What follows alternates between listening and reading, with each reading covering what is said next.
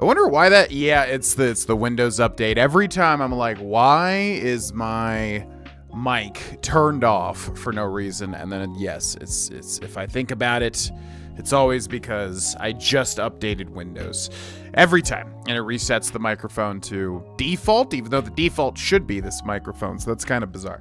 What's up, everybody? Welcome to the GV stream. Hello, hello, hello. Today is February 13th, 2025, the day before Valentine's Day.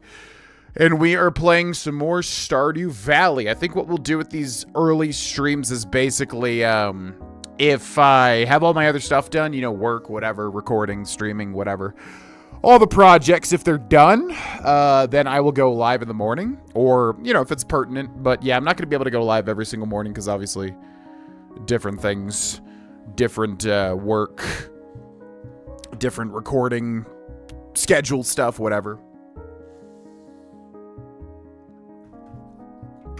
But if I can go live, if I have some extra time, then I will. So thus, we are here.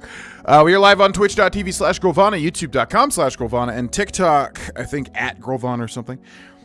Which, by the way, thanks to people watching on TikTok, and thanks for the diamonds.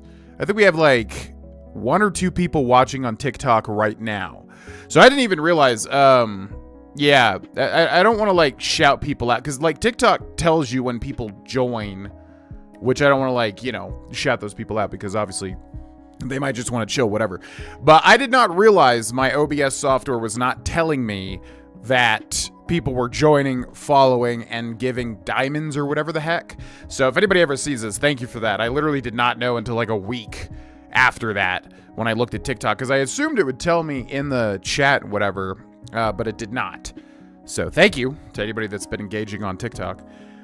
And welcome in, everybody. Yeah, we're going to continue Stardew Valley today, which we have been doing pretty well, I'd say. Pretty efficient, with the ultimate goal of course, getting to the 1.6 content, that sort of thing. Poochieha, thank you for the $2 super chat. Here's to a great stream. Well, that's a heck of a start. Thank you very much, Poochieha. Appreciate it. That puts us at 2 out of 25 of our goal. By the way, I am going to incorporate that wheel back there. I think the goal has been really fun so far, but I definitely want to make it a little more entertaining and appeal to everybody. So what I'm going to do is I'm going to think of 14 things, because there's 14 slots on that wheel. And I meant to do this at the gym yesterday, but I completely forgot about it. So then I'm going to go to the gym probably tomorrow, think of 14 things, and then write 14 fun things on the wheel. And then every time we probably hit a certain threshold, we'll spin the wheel and we'll do whatever it lands on, which I think is a little more engaging. So that will happen as soon as, I mean, ideally it could happen before the GTA San Andreas stream later today, which would be a lot of fun. But did not have time to set it up before this early stream. But yeah, that's something that I would like to do. So that would be pretty freaking sweet, Lois. Anyways, hope you're all doing good. Welcome in. Hello, hello, hello. This is part 6 of Stardew Valley. Ba-ba-bee-ba. What's up, Dark Autumn? Welcome in. What's up, Mark Kieran? Pumped for this stream. I'm addicted to this game now thanks to GV, and I've been playing along day by day. Heck yeah. Yeah, I mean, it's what... Listen, I like to think I've got a really good mind for what's a good game, what's a bad game, what's a... You know, I told... Cindy's not much of a gamer, but I told her, I was like, you would love this game. And then it's like the #1 game she ever got addicted to. Like, she plays it constantly. So... Yeah, for anybody that watches my content, you know, I think my recommendations are usually sound. I would say, personally. But glad you're enjoying it. What's up, Poochieha? How's it goes? Any plans for this upcoming weekend? Going to my favorite college basketball team, UNC versus Syracuse. Barring the snow. Yeah, that's why I'm wearing this, because it's been cold as heck. Yeah, we'll hope you have fun at the game. Yeah, we're seeing some friends for dinner. I think we've set up. I feel like, yeah, there's a lot, yeah, Cynthia's birthday is coming up, as well with Valentine's Day, as well as with hanging out with this couple. So, yeah, I think we're definitely doing that, but then we're probably gonna figure out some plans to do some Valentine/birthday stuff as well for this weekend. Should be a fun one. What's up, Were Badger? Welcome in. What's up, Low Country Grace? Glad to be taking a midday break with y'all. Stardew Valley is such a nice oasis from the hectic workday. Yeah, like I said, that's why I enjoy starting my days with these streams, because Stardew Valley really just is very wholesome. It's a nice little start. You know what I mean? No, this is a, wait, this is not the... Wait, this is not the ring. I've always been bad with this. Thumb, pointer finger, middle finger. Yeah, because it's the left hand, right, when you get married? Which is why I think I specifically wear this. No, it's just a puzzle ring we got at the Ren Fair, and I like to wear it when I can. But no, not married, but will be at some point. What's up, Sarah? Welcome in. Usually do taxes. Incredibly romantic. You gotta get it done, though. I mean, I get it. Bum, bum, bum, bum. All right, we should be good to go. Still a little odd. I hope. Yeah, welcome in, TikTok peeps. There are people watching on TikTok, not to put you on the spot. I mean, yeah, I would love to, if there's ever any, like, feedback, because I really don't know how streaming on TikTok kind of works, because I know it's supposed to be, like, vertical, but they let you do horizontal, so hopefully you could just watch the stream normally. And hopefully it will show up in the chat, because it's weird because people have it should have all chats, but people have chatted on TikTok and I never realized it, and I feel bad because it feels like I ignored them or something. But no, I did not. I just never even saw it. And the diamonds or whatever the heck that is, people dropped. I guess they're like bits. I don't know. I'm new to TikTok. So anyways, welcome in, TikTok people. I'll try to just like sporadically switch over to it, I guess, to see if anyone says anything. Yo, Pirif, thank you for the $2 super chat, who says, excited to see some more Stardew. Thanks, GV. No problem. Thanks for watching. That puts us at 4 out of our goal of 25, which we'll do the normal stuff if we hit the goal today, but yeah, as soon as I can, I'm going to implement that wheel back there because I think it'll be a lot of fun. Plus, I saw a stream that I really liked one time that had the same situation, although they had a virtual wheel. I have a real wheel.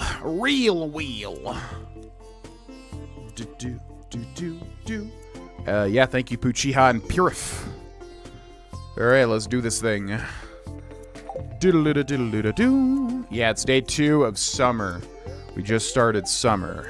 It's going to be a beautiful sunny day tomorrow. I think summer has a lot of sunny days. Obviously, spring rains a bit more.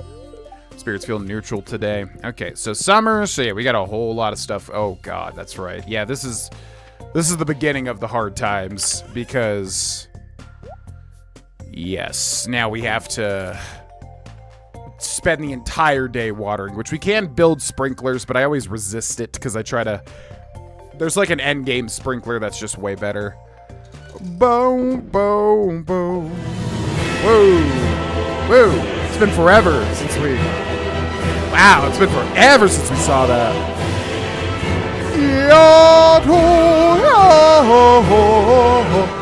Whoa, that is like a really classic. Yeah, worthy. Oh my God, that's like...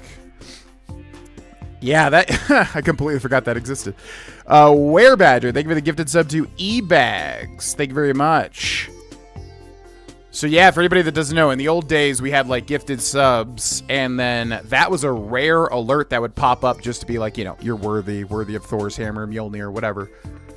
So it's been a while. GG on being worthy. Thank you, Werebadger, for the gifted sub to eBags. Enjoy the sub, eBags. That puts our goal to 9 out of 25 for the day. Thank you very much. And that reminds me, yeah, I just 100%ed Marvel Rivals, got all the achievements this morning. Every single one, which is a little tougher for multiplayer type stuff. I did not cheese any of them. The only thing I did was there's an achievement where you play as Adam Warlock and you have to soul bond like 3 Guardians of the Galaxy members, which is just like a AoE heal or something. So I said, hey, can you all switch to Guardians of the Galaxy people so I can heal you? But outside of that, I got all of them legit.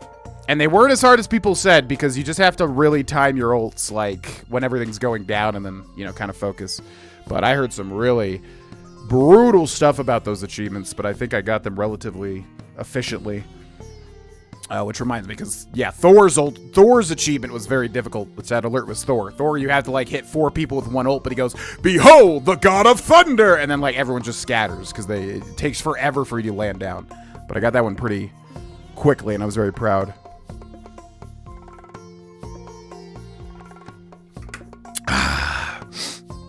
But what's up, E-Bags? Did my super chat not go through? I don't think it did, but I'll check the, Oh, yeah. Wait, what the heck? Oh, it's because it's a sticker. Yes. Yeah, YouTube does not alert for stickers, and I don't know why. Yeah, there's no way to have an alert for a sticker, so I have to physically check the tab to see when people do that. So I don't know if there's some way to alert for that, because, yeah, I would obviously like to know when people do that. But, yeah, thank you for the, I think that's Canadian, right? $3.99 Canadian. Mark, appreciate it. Be a little do. I think if my calculations are correct, that should put us at 12 out of 25 for the gold. Thank you very much for the 4 Canadian. Yeah, it's specifically stickers don't alert anything. Thank you guys very much for the support to the channel. What's up, Kodami? Welcome in. Will you try Avowed? Yeah, so Avowed comes out on the 18th. It's on Game Pass, and I have Game Pass, so, like, I already have it, you know, when it releases. I want to do something with it. I don't know if I should hold myself to, like, a full playthrough, but I at least want to dip my toes. So, I don't know. I think I have, you know, last year I overcommitted a lot to stuff, so I'm not going to do, 100% Avowed, because I might just hate it or whatever. So, yeah, I want to do something with it. I don't know what. Starting at just a let's play of it or something, I feel like isn't the way to go. But, yeah, I could just do, like, first impressions or some sort of video on it. I really don't know much about it. Or Pillars of Eternity, for that matter, because I know it's related to the same, universe or whatever. Yeah, that alert was definitely bugged at one point where everybody was triggering it constantly. I think I eventually did fix it. I'm not really sure. But, yeah, I'm going to go through and probably clean up all the alerts because they are really, really, they're from a time past, right? And I'm really making a go at kind of growing this whole thing again, so I would like to kind of make new memories with the current community. But that being said, I mean, that's a lot of work because there's a lot of alerts that we added in the past. So I don't know, but that was always a fun little thing for me to see if somebody triggers the rare alert. But also Streamlabs sucks and is incredibly outdated. So I'd like to get off of that platform for the alerts because it feels like an abandoned website. I don't even know if they really kind of do anything with it anymore, so I'd kind of like to switch everything over to Stream Elements, but that's also new to me, so point is it's going to take a while to kind of convert everything when I have some free time. But yeah, thank you all for the support. Appreciate it. And by the way, yeah, so my wheel behind me has 14 segments. I'd like to make 14 unique things to spin when we hit some sort of threshold. I was thinking like, 5 points of support or 10 points of support. Every time we hit it, we like spin the wheel. I'll like probably put the wheel over here. We'll like turn the camera to it, spin it. So if anyone's got any good suggestions for what we should add, because we have 14 segments, and I know a lot of people kind of like double up, they'll put the same thing twice, whatever. I want to have like 14 unique things because that's fun to me.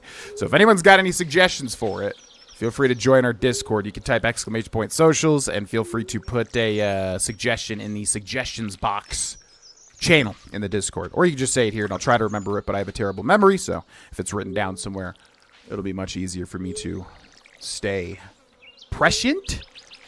Is that the word? Also, we have a question of the day command now, so if anybody at any time wants to see the question of the day, I'm going to go in and like add it to each stream. So you can type !QOTD. And you can see the question of the day and feel free to, activate it whenever, talk about it whenever. Going to kind of put the ball in your court for that one because, it's kind of fun for people to interact with it if they want to. I see the chat too, but only a sticker. Yeah, I saw the alert, but like I said, you have to kind of like specifically see it on YouTube. Which, yeah, if anybody ever, does a sticker donation, just let me know, because I have to physically click the tab, which I typically have minimized to be able to see it. Which is bizarre, but maybe there's another way. I don't really know. Yeah, appreciate it, Mark. Yeah, it's only the stickers. YouTube has like 3 or 4 ways to donate, and specifically the stickers are kind of the weird one.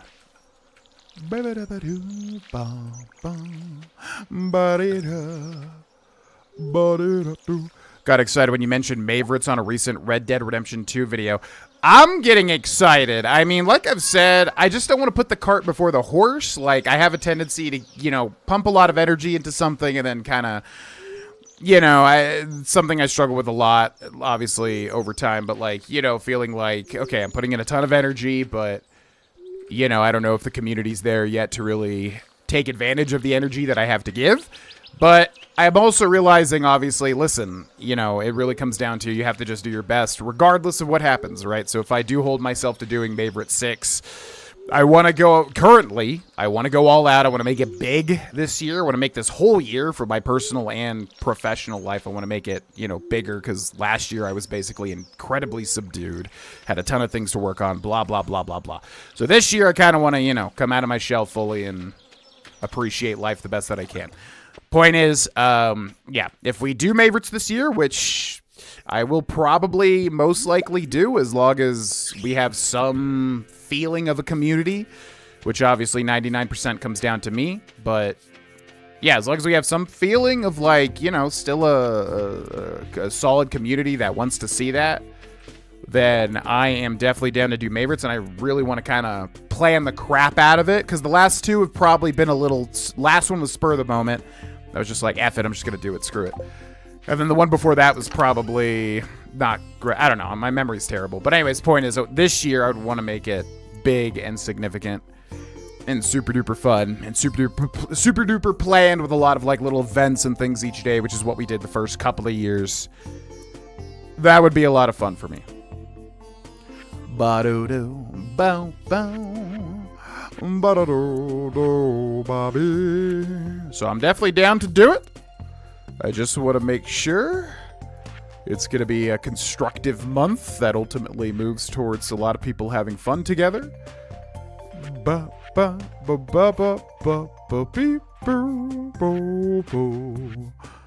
we need 50 salmon berries. My God, why though? 50 salmon berries. Jeez Louise. So I guess we'll just store these salmon berries till we have 50 of them. First Maverick's, confident you can grow the community. Again, GV, I'll tune in when I can. I mean, I'm confident too. Like, I'm pretty confident in general these days. But, like I said, you don't want to, as I've said a lot, it's like, ultimately, if it's out of my hands, there's really nothing I can do about it. However, I think it's just like completely letting that go and just doing my best regardless. Like, the people that are going to want to engage and want to be a part of it will, and the people that don't won't, and that's just how the world works. And that's all good. So, yeah, moving more towards just doing my best is the move. Yo, Maxidus, thank you very much for the brand new membership. Enjoy the early videos. There's, I think 3 Red Dead videos in the tank right now. And then I'm gonna, next Wednesday, I'm planning something a little more special. But yes, the last 2 Red Dead episodes were fun. So enjoy those if you want to watch them. Thank you very much for the new membership. That puts us at 16 out of 25 if my calculations are correct. Towards our goal for the day. Thank you very much, Maxidus, which is a fun name to say. All right, let's take one of these mushrooms. Okay, so we got through pretty well. Yeah, that is a lot of energy to expend, but we got through it. Not bad. Let me check the cave. I guess we'll just go into town. Yeah, let's, I mean, we're really not going to have a lot of energy for anything. Let's store that. Let's keep that. Let's take the fishing rod. We'll fish if we have any extra stuff. And then, do we have any extra energy things? A D&D segment in Maverick. Did we do that one-shot in Mavericks? Did we do that one-shot in Mavericks? Wow, I'm surprised I would have planned that with everything going on. Holy crap. Yeah, no, yeah. I mean, if we can somehow do that with like people wanting to do it, 100%. I would love to. You know what? I would love to do some sort of D&D themed thing for Favorites. It's like I said, been a bigger and bigger part of my life as time has gone on. Bada bada boo boo boo. I was watching an interview with Kip Thorne yesterday. He won a Nobel Prize for proving the existence of gravitational waves. Took 50 years. Imagine putting 50 years of work and not being sure. Yeah. Wow. Holy crap. Yeah. So that's a good thing to point out, because that's something I've struggled with, because, you know, you don't want to be entitled. You don't want to. A big thing that sticks out with the Four Agreements book is like, do things for the enjoyment of doing them. Don't do them for the reward. And obviously nobody, you don't, when you go into Twitch, when you go into streaming, whatever, you don't want to do things for a reward or anything like that. But if it's just like, months and months and months and months and months of just like absolutely nothing and people not really engaging and blah, blah, blah, which is not how it is now, but it's how it was last year. I think it's fair to say that can really mess with you in your sense of like, am I putting my best foot forward, blah, blah, blah. So to your point, it's like, yeah, it can feel like that, like, months and months and probably the entire year of just like, am I just wasting my time here? Like, is there zero potential to really do anything? But ultimately, what put me past that was, you just got to work on yourself, obviously going to the gym, blah, blah, blah, the things I've talked about a million times. And you just have to realize the bigger picture. You can really only put in your best effort and be happy with that, and that's it. And if it doesn't work out and you move on, that's okay too, and it's something I resisted for so long. But, yeah, it was a bit like that, where it felt like, I for a very long time, I was like, could I literally just be doing something else and putting energy into something else, because I don't know if it's really pertinent to be putting as much energy and time into this. But once I stopped letting that get me so down last year, we were finally able to move forward. At least, a bit in the right direction. The monsters known as ghosts throw the elemental balance into disarray. 3 ghosts. You got it, friend. Nothing until the 4th. Okay. And we got sweet peas, which are the new thing, which we could definitely donate as well. Anything to do? I guess we'll just fish. Could go around and look for new forageables, since it is a new, what do you call it? Season. Maybe new forageables. What's up, Heart Gambit? May is a great month. I'm graduating my associate's degree in May. Favorites would be awesome to watch. Man, congratulations. Yeah, I mean, I'm definitely leaning towards doing. I just, like I said, I have a problem with overcommitting. And I definitely want to make sure everything's in the right spot before completely signing on for it. But, yeah, I mean, as long as we have any modicum of, sense of community and good vibes going on at the time that May rolls around, I am definitely down to plan the whole thing and make it probably, hopefully, the best month of May for Favorites in a very long time. That's what I would definitely like to do. But it takes a lot of planning. Obviously takes a ton of energy because we go live every single day. And I will have to keep going to the gym during that time too. So it's going to be like, I'll have to work around that as well. But I've done it before. It's doable. Yeah, I think, last Favorites 5, I think I was very happy with ultimately, because before it started, we were at that low point and I was like, this is probably the year where it stops going in a row, But then at the last second, I was just like, yeah, screw that. No, I'm going to do it. And then I think for, spur of the moment, I think it came out the best it could have been, ultimately. But that's what I'm saying. This year, I would like to plan it and then kind of have a ton of fun with it. We did that one shot as a goal. But that was during May, or was that after May? Because we, hit the incentive, and then I'm assuming we did it after. Because if we did it during May, that's like... I can't believe I would have planned that during that. That would have been so difficult. Bubble, thanks for the subscription. Yeah, let's do some mountain fishing. We haven't really done that, and I think I'll eat all this crap. Have you come to ridicule me? No. Linus is very annoying to me, I gotta be honest with you. He just always assumes people are gonna ridicule him. 5 years to complete since I had a kid halfway through it. Oh my god. Yeah, big congrats on that. Wow, that's ambitious for sure. Yeah, you just at somebody. You at their name, like at Low Country Grace, and then it'll like tag them. But I mean, people are probably gonna see it. Yo, appreciate it. Who cares what Eli thinks? Yeah, I mean, you know, I mean, honestly, it really just comes down to the gym, which sounds very funny to me because it's like, you know, you obviously want to work on yourself and, you know, strive for goals that are going to make your quality of life better, blah, blah, blah, blah, blah. But the gym just really puts me in like a really, once that snowball gets rolling, it's not only like addictive for me to work out and stuff, but... You know, I got home from the gym yesterday, and I just told Cindy, I was like, my God, I feel like unbelievable. Because it was like a chest, triceps, cardio, abs, and biceps workout. Which sounds like a lot, but ultimately the abs and biceps are kind of, you know, just half of like a bonus workout, basically. So I just decided to knock it out yesterday. But the point is, a bit more of an intensive workout. But like, yeah, at the end of it, for whatever reason, I just felt like, my God, I feel like unstoppable. Which I know I've said a lot, but like yesterday was even more special. So I think it's just that. It's like consistently, literally just feeling good from going to the gym. I mean, you know, it sounds simple, but it's incredibly powerful. I must be honest. Hey, what's up, Chickwood? Welcome in.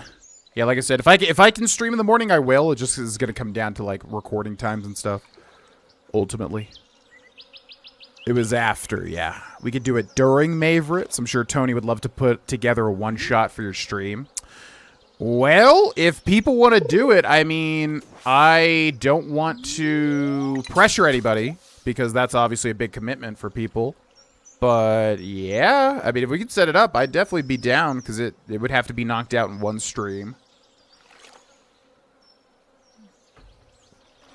But I think the last one shot we did, yeah, it was about the normal time, I feel like 6 hours or something like that. Maybe it was a little shorter. I feel like it was like a full session's length. But I'd be down, yeah.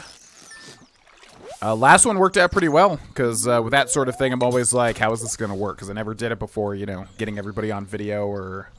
Do we have people on video? No, right? It was just mics, I think. But anyways, whatever way we want to do it, yeah, I would definitely be open to planning it. Ba-ba-doo, ba-boo-doo. What's your plans for Avowed? I don't know. What do you guys think we should do? Because, like, the thing is, I want to play it. It's on Game Pass, so I don't even have to buy it. It's going to be here. You know, comes out in, what, 6 days? The 18th? Or 5 days, I guess. I don't know. Because, like, I could just do a playthrough. Sure. I could just literally play through it. I mean, I do have kind of, like, 2 open spaces, you know, Tuesday and Thursday for videos. So I could do like a Tuesday, Thursday episode of Avowed. It'd probably take an eternity because I'm sure it's a big game or something. Unless they made it as long as The Outer Worlds, which was very short for an RPG. So, I don't know. If there's some sort of hidden treasures thing, yeah, maybe I should just do that. That'd be kind of fun. I have no idea if there's potential for it. You know, the hidden treasures kind of format is very specific to like Bethesda games, but we could obviously just kind of, you know, adjust it. If there are hidden things to find that are off the beaten path, something that, you know, like would work very well with like Baldur's Gate 3, for instance, which has a ton of hidden things.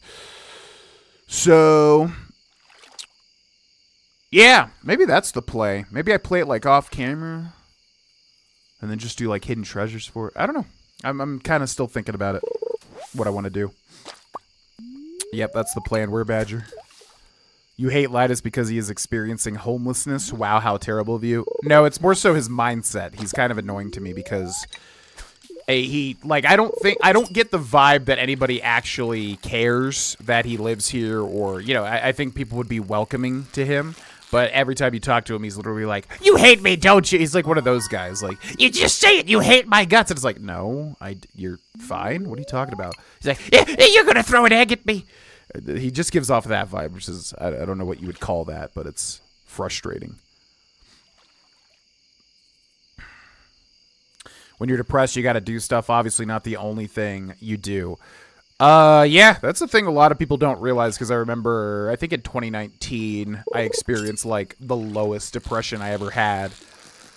And, yeah, a lot of people don't realize you have to just basically force yourself to, like, start your day and immediately get to work. I've watched a couple of things recently, I feel like, where they talk about, like, maybe it was Silo, where they talk about, like, you know, I worked so hard I didn't have time to think about my mom dying or my wife dying or whatever. I feel like I watched two things that had, like, a quote like that. But it's true. It's like, if you distract yourself with work, with whatever, like, I mean, honestly, depression doesn't even have time to catch up to you if you're staying busy. If you wake up and immediately just, like, get on the couch and watch something and are just with your thoughts every day, which I did for a long time, yeah, then it's going to affect you, like, 10 times more. But if you just really get up and get to work doing something, like, a lot of the time your brain, and obviously it's different for everybody, this is just a cure-all for everybody, but that really helped me. Like, once I started going back to the gym back in, like, 2019 or 2020, and then, like, working and whatever, like, it really just did not affect me nearly as much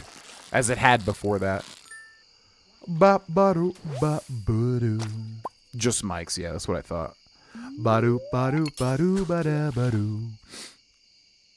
No, Avowed is from Obsidian, who did Fallout New Vegas, but as far as I know, it's like an entirely different team now, basically. And they also did The Outer Worlds, which I wasn't a fan of, so I'm hoping that Avowed kind of is a bit of a return to form for Obsidian. Granted, I haven't seen a lot of the other stuff they've done recently, but yeah, I'm hoping Avowed's a bit of a return to form. That would be kind of nice. But yeah, no, it's like a fantasy RPG, which I really don't know much about. In the Pillars of Eternity universe, you could DM a one-shot. I mean, I'd be open to it. As usual, it all boils down to, I feel like there's going to be times where the players say they're going to do something, and I'm like, wait, what's that? Or that, to me, on the surface, it sounds like it would be too much with everything else that would be going on in Mavericks to, like, also DM for the first time, because I don't even know how to, like, you know, you have all the sheets or whatever. I don't know if it's different for, like, a one-shot, obviously, but yeah, probably would want a more relaxed environment for my first DMing endeavor. But I don't know, if it's not as complex as I'm thinking, could definitely do it. I believe it's the Outer Worlds team, yeah, which I was not a fan of that game, so I'm hoping Avowed doesn't kind of hit those same feelings for me.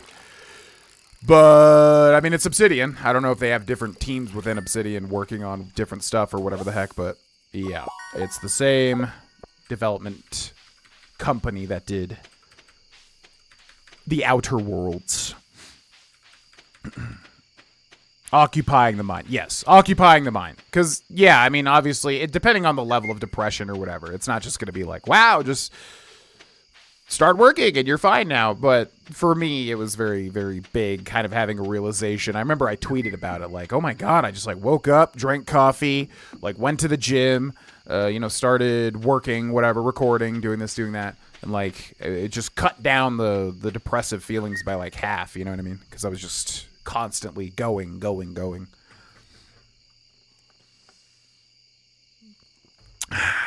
Path of Exile? Wait, what about... You're talking about Path of Exile? What about that? They don't have anything to do with that, right?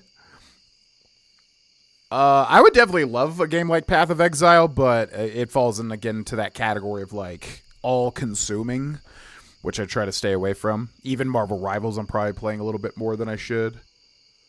But, I'm sure I would like Path of Exile. It's just, yeah, one of those types of games I'm like, nope, I'm going to stay far, far away. Okay, so that, a carp, a bullhead. Oh my God, we have so many donables. The grapes, too. Wow. Okay, so chub,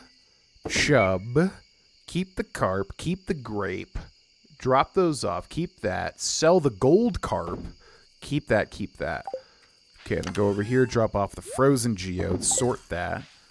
Then go over here, drop off the wood, the deluxe bait.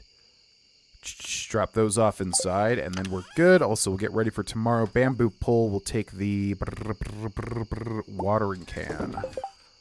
Fantastic. And then we'll drop off the sweet peas. And we'll sort that. Beautiful. Perfect. players never do what you have thought. Yeah, no, I subscribe to a lot of DM Reddits. Ooh. There was an earthquake during the night. I forget what that, I think that can just mess things. Wait, no, that means something's open, right? I always don't know what this means. Does that mean the train state? What does this mean? Does anybody know? I'm not sure. Level up, level 6 fishing, +1 fishing rod proficiency, new crafting recipe, bait maker, which is new, spinner, trap bobber, sonar bobber. Whoa, that's new. Don't know what that is. Yeah, I subscribe to a lot of DM Reddits to kind of get a feel for DMing and whatever. And yeah, there are a lot of threads about players not doing what they expected and stuff like that. I mean, if it works out, I'd be into DMing. I just, knowing how Maveritt's goes, it probably sounds like a lot at the moment. Personally, I'm not hyped to play it, but I really hope it succeeds and pulls me more after seeing some content. Yeah, there doesn't seem to be a lot of hype for it. I do feel like I kind of... missed the boat on Kingdom Come Deliverance 2 as opposed to Avowed. I'm just much more interested in fantasy, but... I'm getting the feeling Kingdom Come Deliverance 2 is probably going to be much better, but I don't know. I could be wrong. So yeah, we could stream, and we're doing GTA San Andreas, I guess. I don't know. I don't know how long San Andreas is. We could kind of do one on, one off or something. I don't know. I'll think about it and try to figure out what the best move is. How did you end up feeling about Dragon's Dogma 2? And I meant, oh, Pillars of Eternity. Yeah, that makes so much more sense. Don't know anything about Pillars of Eternity. I know people love them, though, but that's like classic Obsidian, right? So I imagine the teams are very different. Dragon's Dogma 2 is one of those, like, I spent full price on it, and I'm going to have to play it at some point, but boy, oh boy, is it hard for me to get into that game. I think the combat is super fun and weird and interesting, but outside of that, man, oh man, that game is dry and bland as hell.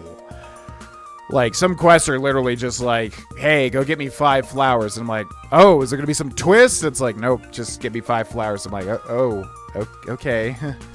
Thought we kind of got over that, like, you know, the 2000s era, but all right. So I'll probably beat it at some point, but I've not heard great things about I've heard the story's really bad, and honestly, yeah, outside of the combat, it seems so dry and boring. I don't know. Maybe I'm wrong. Reading 3 books. Damn. What you reading outside of Stormlight Archive? Or, yeah, Way of Kings. Writing a book. Interesting. I've considered getting into writing because we finished Silo season 1 and 2. I looked into the author, and the author, as far as I know, did not have a lot of writing experience, or maybe he did, because I just know he worked a lot of jobs. And I was like, damn, man, I feel like I could make like a Lost or Silo type world with a lot of mysteries, but then really try to like deliver on them, because that's one thing I hate about shows like that is like, I feel like they kind of drip feed you mysteries. I mean, Silo's doing a fine job, but like Lost specifically, drip feed you mysteries never really kind of, you know, deliver. So I feel like I could make a world that kind of could do that a little bit and like deliver on it. But Dungeon Crawler Carl, right? Onyx Storm, Way of Kings. I don't know what Onyx Storm is, but we talked about the other ones. What's up? Cosmic Rush means the ground shook, right? But I'm saying, what does it mean in Stardew mechanics? What did that do or unlock? Yeah, we're reading Way of Kings as like a book club with our D&D group. A new region. Oh, it's the railroad. Okay, that's what I thought. Okay, yeah, it opens up the railroad area. Gotcha. Doing DM for my friend group for 20 years and just let them play and sometimes nudge them onwards. I mean, that definitely seems like the way to go. Yeah. Yeah, I think I would be good. Again, it all just boils down to mechanics. I don't know what it's like to DM, and I also don't like being bad at things, which makes me resistant to new stuff because it's like... Well, not really, but it's like, you have to have the DM thing, you have to have all the sheets, you have to know what to do, blah, blah, blah, blah, blah, blah, blah, and I don't know fully. This is only my second, like, real campaign, so I'm still, like, mechanically very, nascent. Monstrilio? Never heard of that. What's up, Brian? Enjoy your run.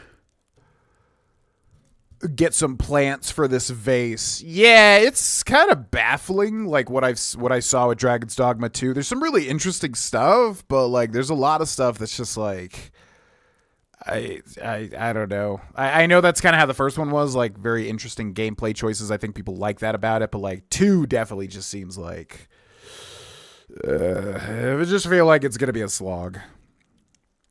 But Lord of the Rings or a Jane Austen novel. Just read 2 books in a cozy fantasy. Legends and Lattes? That's an interesting name. I'm assuming that's lattes, like the drink, right? Gene Wolfe had a full-time job as an engineer and was an amazing author. It can be done. Yeah, I think so. The only thing for me is like, how much writing experience do you need, right? Now, I'm sure people are going to be like, none. You can just write. It's fine. But for me, it's like, it's hard for me to like set upon something without like a goal at the end, right? So just to write for fun, whatever. It's like, no, I want to be like the Aragon kid, right? The kid like turned 18 or whatever, made Aragon like a massively successful book series. It's like, I want to do that. Like if I'm going to do something, I want to like set my mind to it and like achieve some level of a goal, whether that's just, self-published through Amazon and sell 2 copies, whatever. But I don't want to just do things for fun. I want to like reach a goal, right?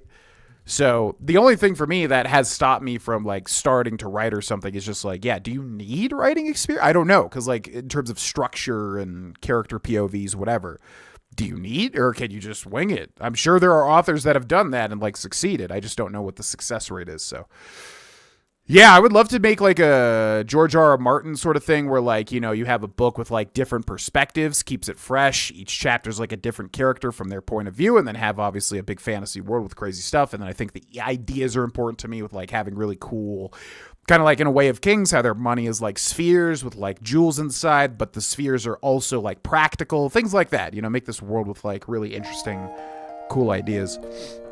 Thank you for the follow. Welcome to the stream.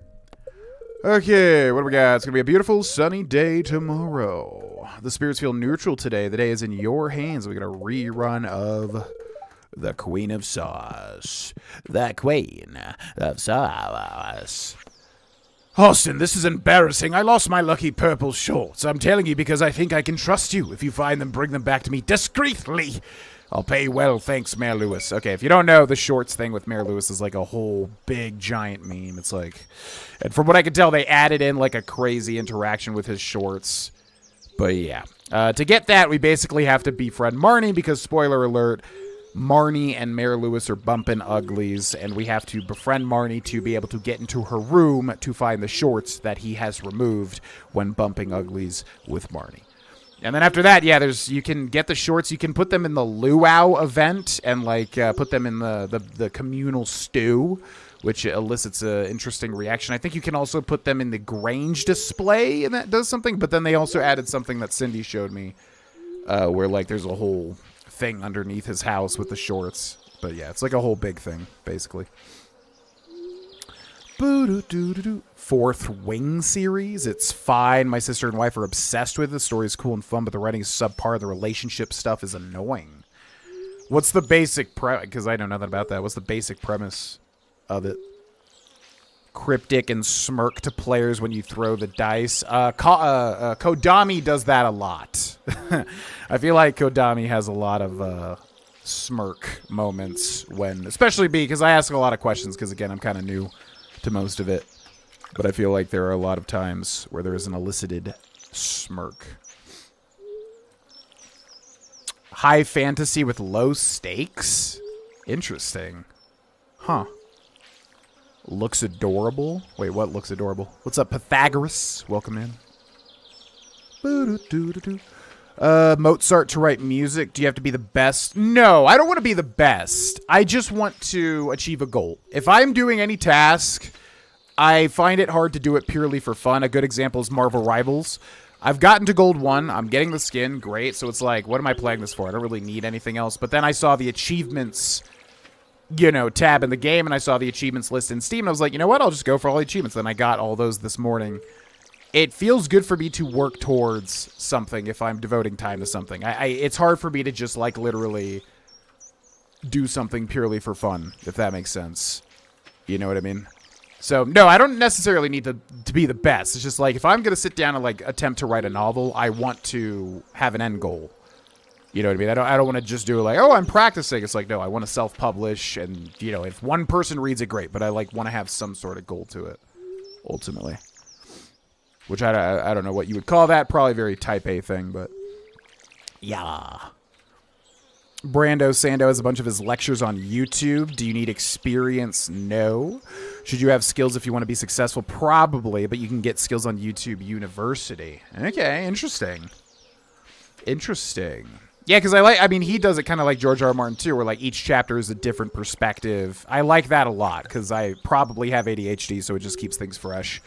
I don't want to just write the same, you know, perspective each time or anything like that, but I like switching between different characters. You're able to give them different voices. Seems like a lot more fun to write a story like that, personally.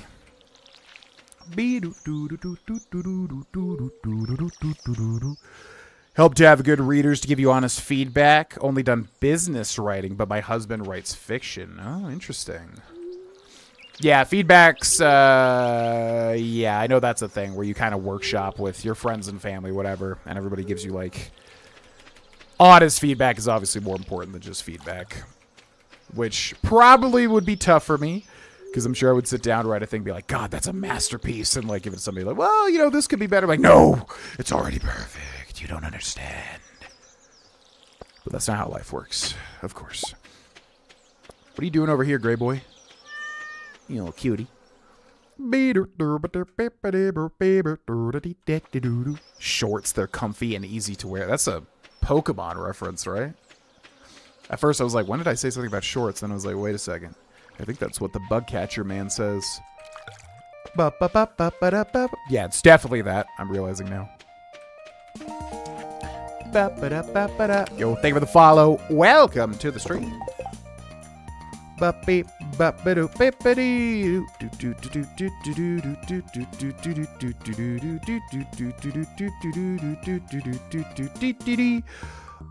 up, TikTok people? Like I said, I want to try to give a little more love to TikTok because I really just thought I was going live and like nobody was ever watching because I never saw anything, but I realize now that the software just doesn't alert me. So what up, TikTok peeps? Chilling on, doing the TikTok thing. Boo doo doo doo doo doo. Yeah, in summer we're just not gonna have. We need to increase our energy, but to do that, you need to finish certain stuff. I guess what we can do is we can break some geodes. That'd be a good idea. Boo doo doo doo doo doo. And then we should also check if Gunther can tell us more. Yep, he can tell us more about that. Sanderson is all about writing consistently. That would be the advice he'd give you. I heard an Oscar Wilde quote from him. Your muse should find you hard at work. Build good habits, write every day. Interesting. So he's just about consistently. Yeah, I like that. I mean, that's how I do YouTube, right? I have like, you know, I try to stay a week ahead for all the 4 channels and like, you know, record wait, what? What did it say? Oh, record like a, yeah, just get a week ahead, basically. I would say that I'm pretty consistent in that respect. I guess for me, it would be more just about the structure of a fantasy novel or something, which I obviously don't have much experience with. So it would be kind of being worried that I wouldn't be, like, following a structure that would be conducive to making a good story or something. But obviously, who cares? At the end of the day, just... You gotta do it if you're gonna get better at it.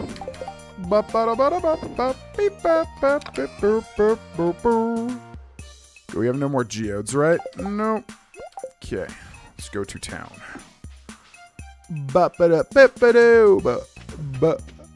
Is it a competition thing, even if it's only against your own expectations? I don't know what it is. It's always been a part of me. Any task that I'm doing, anything. I need to be working towards something. If I'm playing a video game and it's just, I'm trying to think of a good example. Fall Guys was a, super casual game that you play with friends, whatever. It's kind of like a battle royale, but you do funny little platforming challenges. But even those, like, I would be looking for opportunities to get achievements unlocked and whatever like that. And I did just play it for fun, especially with, like, friends. It was fun. But I need a grape from Caroline. But yeah, it's just like, I don't know, whatever that is. It's like whatever I'm spending time on, I want to be building towards something. Unlocking an achievement, building a skill, getting better at something. Good examples, like I go to the gym, I warm up with like 10 to 20 minutes of basketball, right? If there's people there to play a game, I'll play a game with them. But if there's not, I'm trying to specifically work on my shot to get better at shooting. You know what I mean? I'm not just like mindlessly warming up. I'm trying to cultivate that skill. So whatever that is, I don't know what you would call that, but that's a very important thing to me.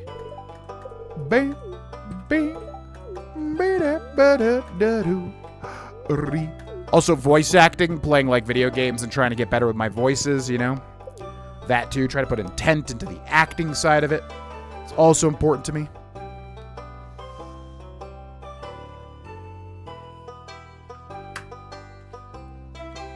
A war college for dragon riders? Oh, interesting. Oh, it's a romantasy book. Interesting. Yeah, probably not my thing. I could be wrong. What's up, Frey the Fox? Welcome in. You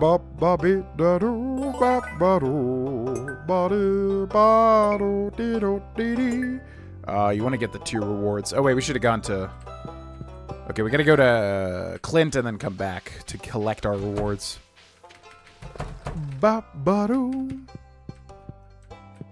Arguments about the notes I gave him, but he trusts me, so he usually took my suggestions.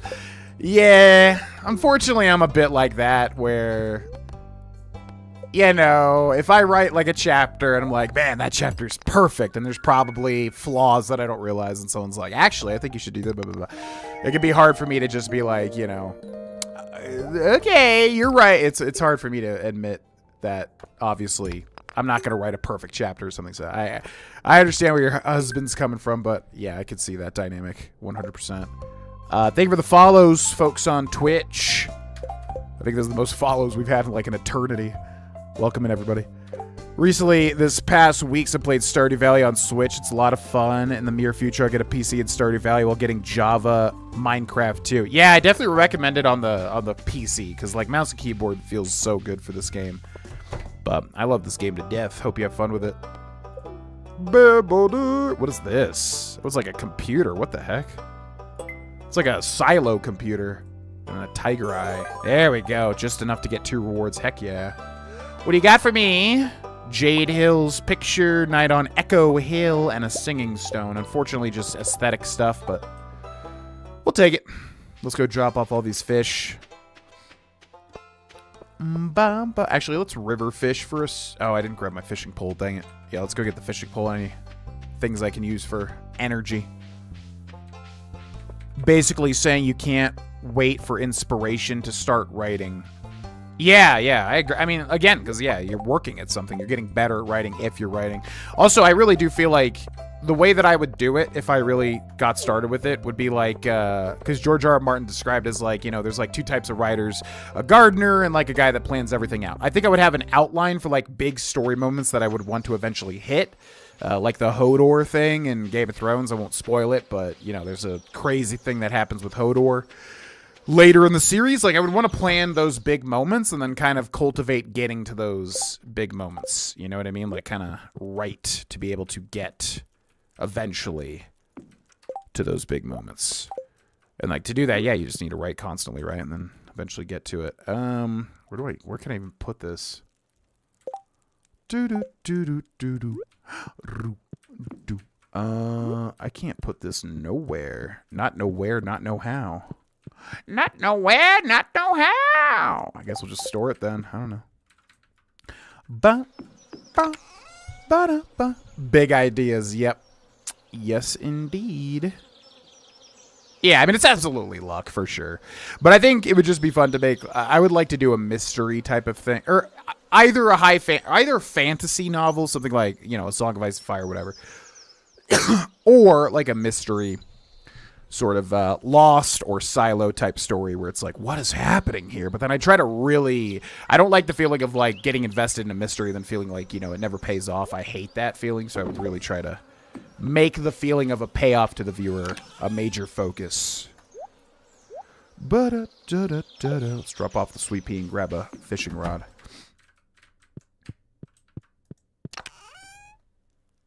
Yeah, I mean, YouTube is absolutely that, where you have to not only put in work, but yes, also get some level of lucky as well. Luck is a huge factor in what I do, which is not a comforting thought. But it is what it is. You got to make the best of it. The publishing industry is incredibly difficult to break into. Hubs didn't want to self-publish. He nearly landed an agent, but it never worked out, so his novels are still unpublished. Does it? Yeah, I mean, that's the thing is, like, if I ever did this, like, I would not want to try to... I mean, I don't know how the process works, but obviously, you know, if it's conducive, sure, I'd send it to a publishing person and see if they want to do it or whatever. But, like, to me, it's like, well, I would just Amazon self-publish, right? Because, you know, I don't expect anything to happen, but I think, yeah, the Silo guy, do you think I'll ever turn pro? No, you'll most likely fail and become a salesman. Maybe, if you practice a lot. Yeah, well, I'm so good, I'm not going to have to practice it all that much. Okay. Hubris, the fall of man, sure. Yeah, the guy that wrote Silo, I think his name is Hugh Howey. He self-published on Amazon, and then now he, like, signed, like, he said he made, like, 7 figures from, you know, the book sales or whatever. The book deal. So, like, obviously that's a pipe dream, but I mean, that'd be sick as hell. So, I don't know how it works, but I just feel like self-publishing through Amazon would definitely be a route I would probably take. Although I have no idea, like, how the landscape is with that compared to when he first started it, you know? Or first did that. The rainbow shell! Okay, let's expend our energy here.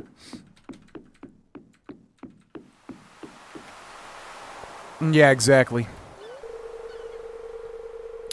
Voice acting would be a fantastic fit for you. Hopefully you can break into it soon.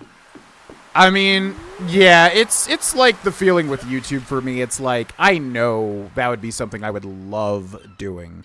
It is another job that's difficult. Anything that's creative, right? Because everybody wants to do it. Everybody wants to be a YouTuber. Everybody wants to be a writer. Everybody wants to be a playwright, whatever. So obviously those things are so hard to break into, voice acting as well. So my only fear is just that obviously with doing YouTube and streaming full time, it's like I wouldn't really have the time to devote to genuinely, you know, cultivate, because you have to work like full time. You have to like break into the industry and talk with people and network and blah, blah, blah, and practice and get better at acting and yada, yada, yada. So that's my only thing is like the balance between it. I don't know if I genuinely have enough time to devote to it. But I will continue to, like, you know, perk away at it with any extra time that I have, which I still need to click that link that you sent me, which I am absolutely going to do. Yo. What's up, Zanky? Welcome in. DMing and players doing stuff you didn't anticipate. Imagine thousands of people instead of... I think your message got cut off there. I mean, yeah, the DMing thing is obviously... I would enjoy that because that's more like improv, which I've always liked improv. So, like, you know, trying to improv with what the player chooses. The book thing, yeah. I mean, if I ever intended for, like, a lot of people to read it, I would try to make it tight. But obviously, this is just something I've never even done. So, would have to practice it first, of course.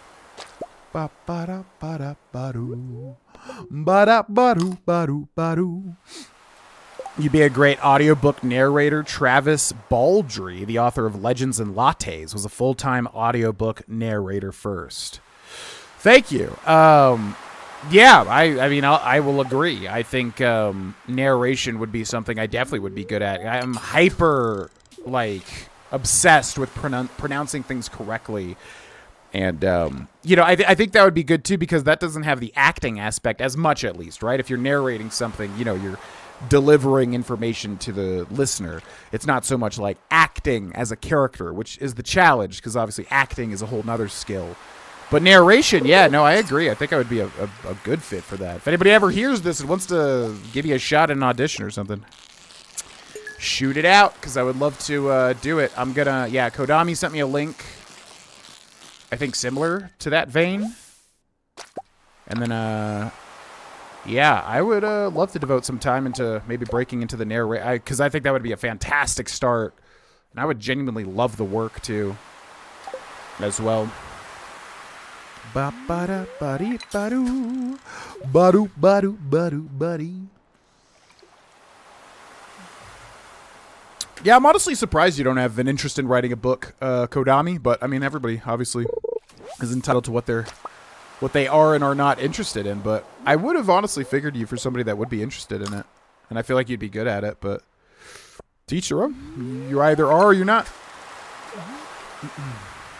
Oh, a fantasy mystery. Ooh, yeah. That's a good idea. Just combine it. Yeah, make like a high fantasy mystery thriller. Has that been done? I mean, I'm sure it's been done, but like I wonder if there's anything like known for that. Yeah, that would be cool actually. That would be really cool. Yeah, kind of combine like Lost and Silo, but with like high fantasy or low fantasy or whatever. Just some sort of fantasy setting. That would be interesting. I like that. Ba-ba-da-ba-dee-ba-doo. Self-published. That's, I mean, yeah, as far as I know, you can be successful through it, right? Like the Silo guy. Who actually was in Silo, for anybody that saw that show. I think there's a character called Nox that's like kind of the head of Mechanical. And I don't remember seeing this, but apparently at some point somebody like kicks Nox in the balls or like knees him or something like that. Apparently that is the author of the Silo book series, which I always love when they do that. Book narrating is a good adjacent voice acting option. Yeah. Guy that does Dungeon Crawler Carl is amazing, so talented, and it's so fun. Yeah, I mean, that's what I was thinking too, because obviously, yes, there is acting if you're like doing an audiobook reading, of course, and you need to play the characters, of course. You have to do the voices as the characters. I guess what I was thinking more so, it depends on what you're narrating, you know, because if it's like... I don't know. I guess if it's a third person, or if it's oh my god, look at this fish. This is probably a super cucumber. I guess if you're like, what if you're not first person, like reading as the actual character, then you would be reading. Oh god. Oh god. Oh god. No, bastard. I guess ultimately what I'm saying is it would be a more accessible starting point as opposed to like full-on voicing like an anime character or something where you have to like actually become the character fully as that character. Depending on the situation, of course. All right, it keeps trying to get me wrapped up in this, but I'm done. Do we have time to drop the stuff off? I think we do.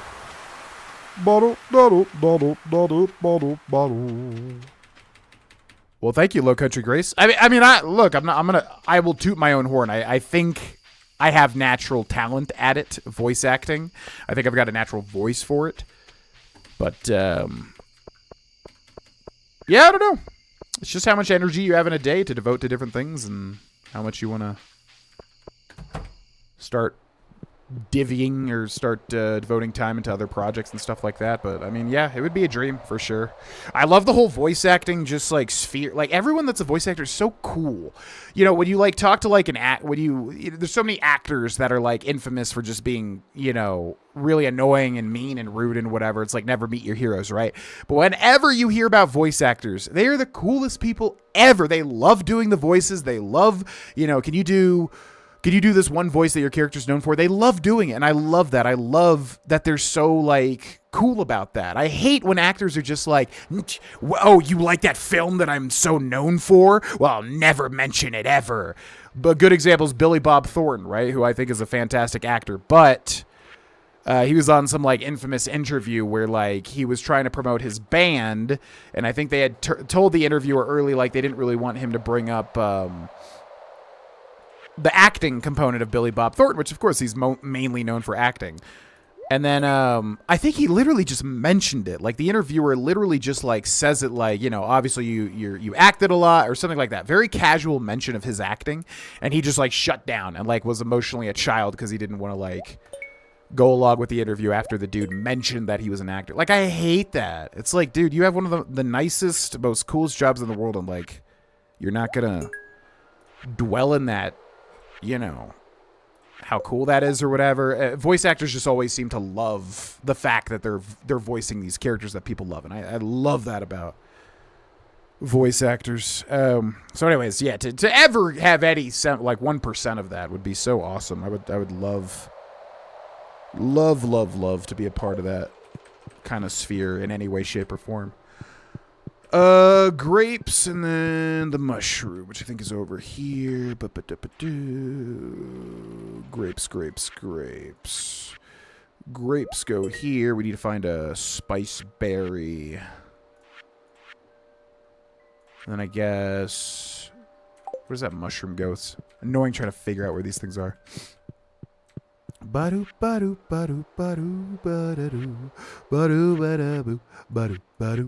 Oh, where does the mushroom go? I don't know where the mushroom goes. Where does the mushroom go? Where the heck? It's gotta be bulletin board, right? Yep, die bundle. Alright, let's go. Do you prefer narrators who do voices or just read the book straight? And I mean ones who do either very well. A bad narrator sucks either way. I prefer, like, I don't listen to audiobooks, to be honest. Like, I did listen to The Dark Tower when I drove from, like, here to North Carolina.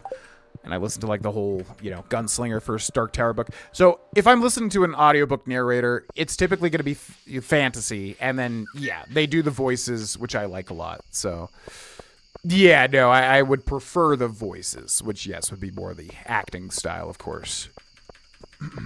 Sarah J. Moss? Who is that? I don't know who that is. What's up, Frey? Welcome back.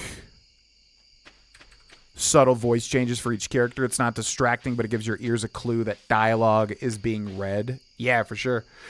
Yeah, the thing that I try to do is, like, I know what voices I'm good at. Like, I can do an old person voice very well. Hello there. Come over here, dearie. So, if I need to do something like kind of like that, I'll just build off of that. Like, that's like my old person base. And depending on how they are, like, you know, George in this game's very curmudgeonly. I don't like you. So I build off of that old person base. Because I've got, like, you know, 3 different whatever bases that I usually try to... and then do a little bit of subtlety with, like, you know, the changes for each voice. Okay, seaweed, halibut. None of this stuff is donable, which is really surprising, actually. Actually, let me double check that. I would have thought... huh.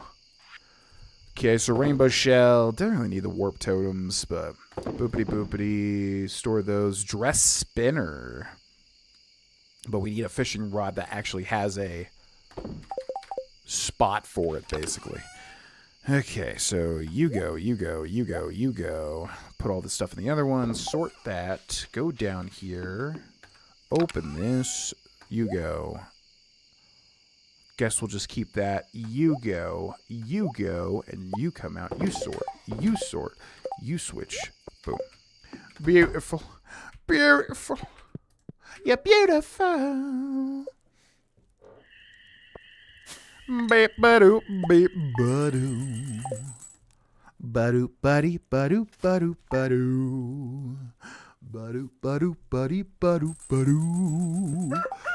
All right, I'm going to take a bathroom break. We'll come back. We'll catch up with the chat. We'll jump back in. Thank you for watching, everybody.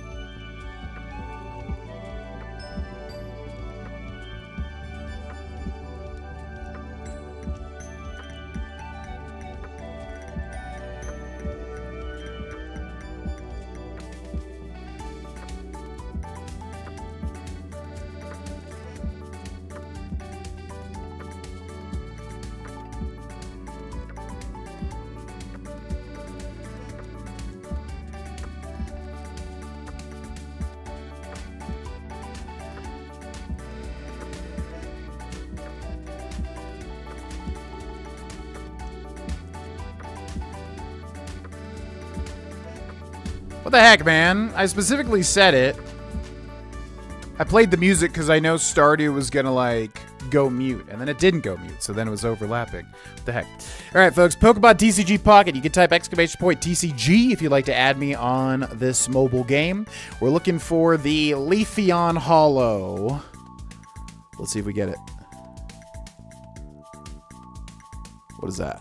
Heat Rotom. There was, like, one other that I don't have. But that's all right. You can't win them all. Bum bum bum bum. Ba ba ba ba dee ba dee ba beep beep ba ba dee ba dee da. DCC narrator does completely different voices for the characters. It's great. Yeah, I mean that's a strategy too. I guess it's just ultimately like what you're good at, right? Like if you have crazy range and you can do a lot of different voices and you're confident in that, then yeah, go for it.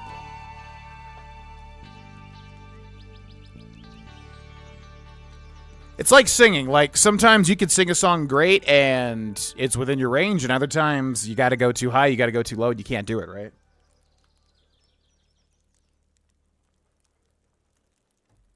And I feel like that's how voice acting is. If you can build off of what you got in you, great. But if you're obviously trying to do like a female voice and you can't really do it, then it's just gonna come off as amateurish.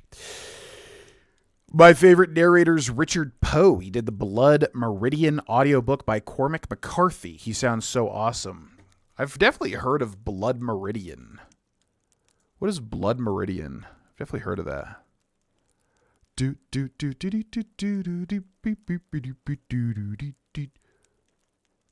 What?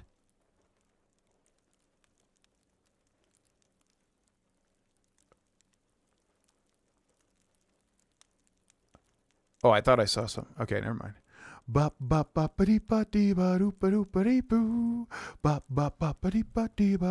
See, now it goes mute for some reason.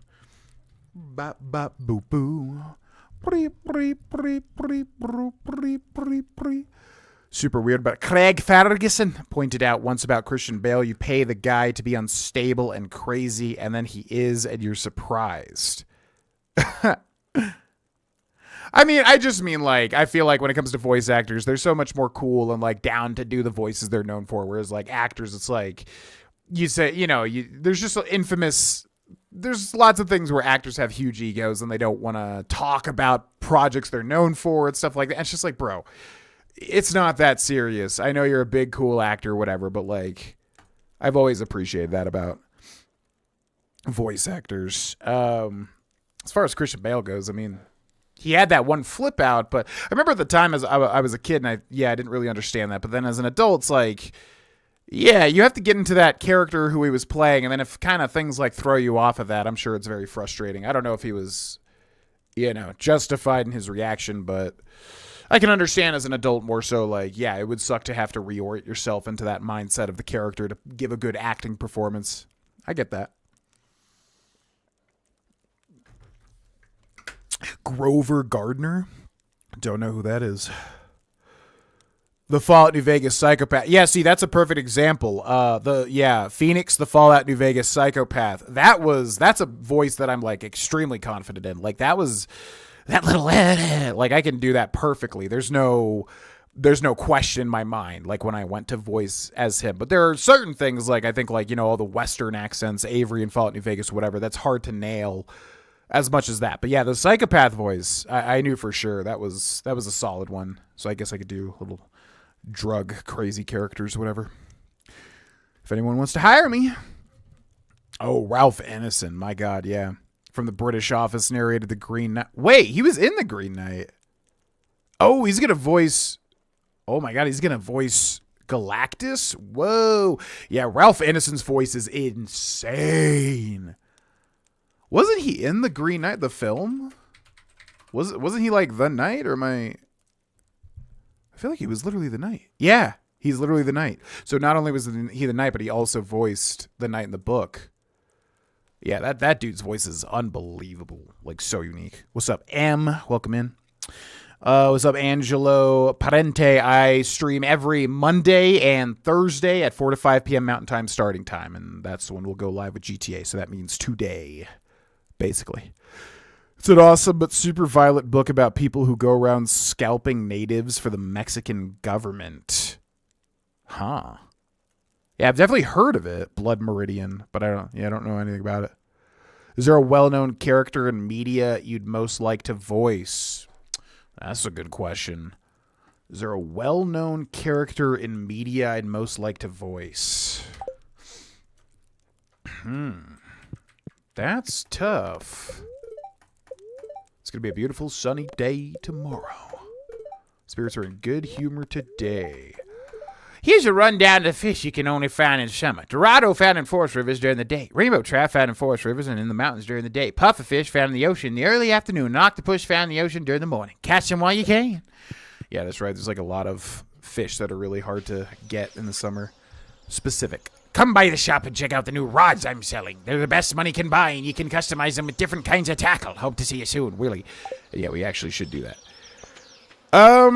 Yeah, it's a tough question.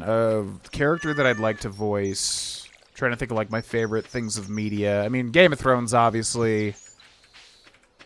Do I think I could voice anybody in Game of Thrones? Like a adaptation, like an audiobook or something. Well, the British accents are the challenging part, because I could do most of it, but like there's some parts of the British accent that are difficult to nail for an American. So maybe I should stick with like an American character. Yeah, it's a tough question. I'm trying to think like who I would actually be able to like nail. What else do I like? Lord of the Rings. Unfortunately, like fantasy, you just have to be British. Is there anybody like Baldur's Gate? Well, they kind of already have voices, obviously. Maybe like a Fallout or Elder Scrolls character. Fallout would probably be good, because that's very American. But who's a standout character? Ooh, Elder Maxon?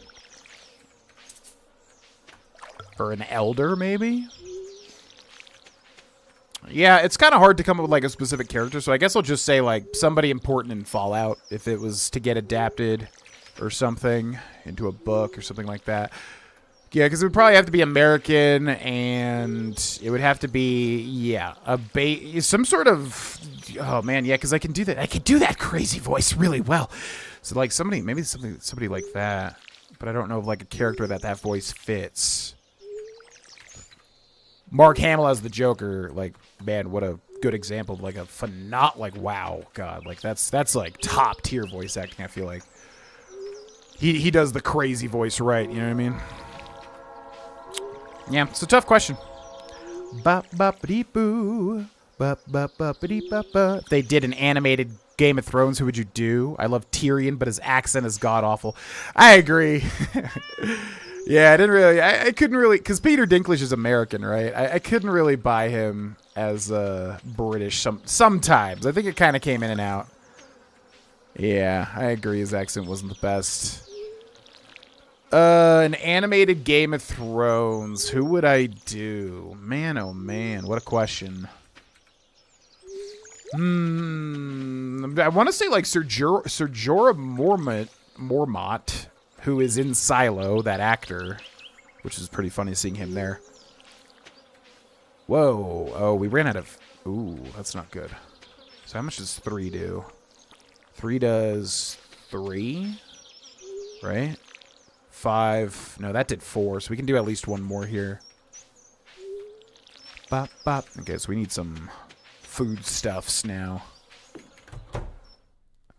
Yeah, I mean, I just wouldn't be able to do anybody with, like, a British accent, but, like, so Jorah Mormont, he kind of has a more weird kind of way that he talks. But who would I want to do? I mean, whatever. I'd work on the voice, right? So who would I want to do in Game of Thrones animated? I mean, my mind immediately goes to Jon, but that's probably just because he's, like, majorly important, and it'd be fun to do, like, a character that, you know, had huge implications, obviously.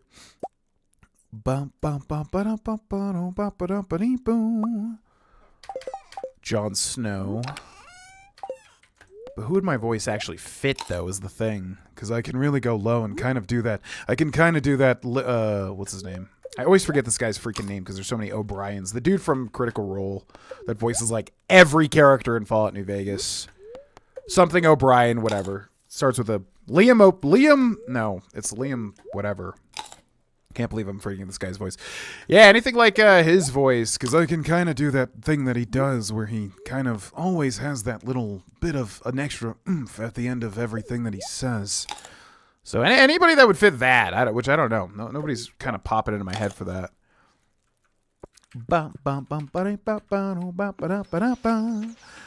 But from what I've seen, voice actors at Comic-Cons are generally nicer and don't get tired of chatting. I've seen, like, I mean, 100 out of 100 interactions I've seen with voice actors. Obviously, you're going to have your bad eggs, whatever. But yeah, no, every interaction I've ever seen of voice actors interacting with fans has, like, always been positive. And obviously, there's ones that are, like, steeped in controversy, this, that, whatever. But I'm just saying, from what I've seen, like, fan videos, they just seem like the nicest, like, most interested in their own stuff type of people. Just is very cool to me. But Mr. Vegas. Oh, like the radio guy that's voiced by, what's his name? That one, like, actual real-life Vegas dude. I'm forgetting his name. The showman guy. The music man, whatever the heck he's called. Yeah, Mr. New Vegas. Was it Mr. Radio? I'm forgetting his name. It's been so long since I listened to the radio because it can't due to copyright if I'm streaming or recording it. Mr. What's his name? It's something so simple, but I can't remember it. Okay,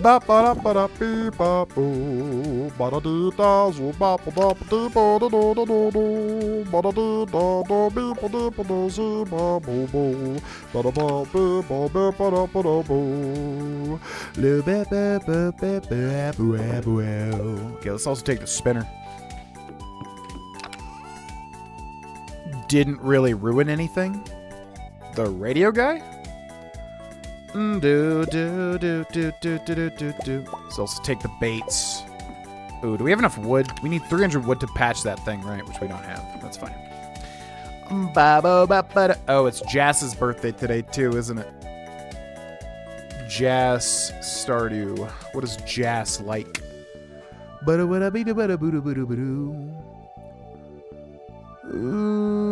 Lots of, what the heck? Strange dolls, which I've never heard of. Oh, and a daffodil. Perfect. Everybody likes the daffodils. GV, do you play any instruments? Not well, no. I dabbled in drums, I dabbled in keyboard, I dabbled in piano, and I dabbled in guitar. And I got kind of like okay at all of those things, but I never put in the time to like really get good. I love music, and I would have loved to put a bigger emphasis on it, taking it more seriously as a kid, especially keyboard, because I think I had natural talent with the drums and with keyboard, and I just didn't take it seriously. But, yeah, okay at that stuff, but nothing significant.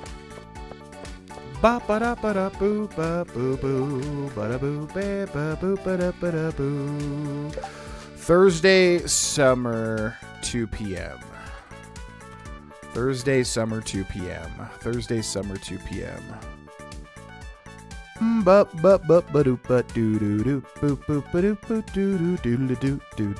Okay, she's at the beach, which is actually perfect.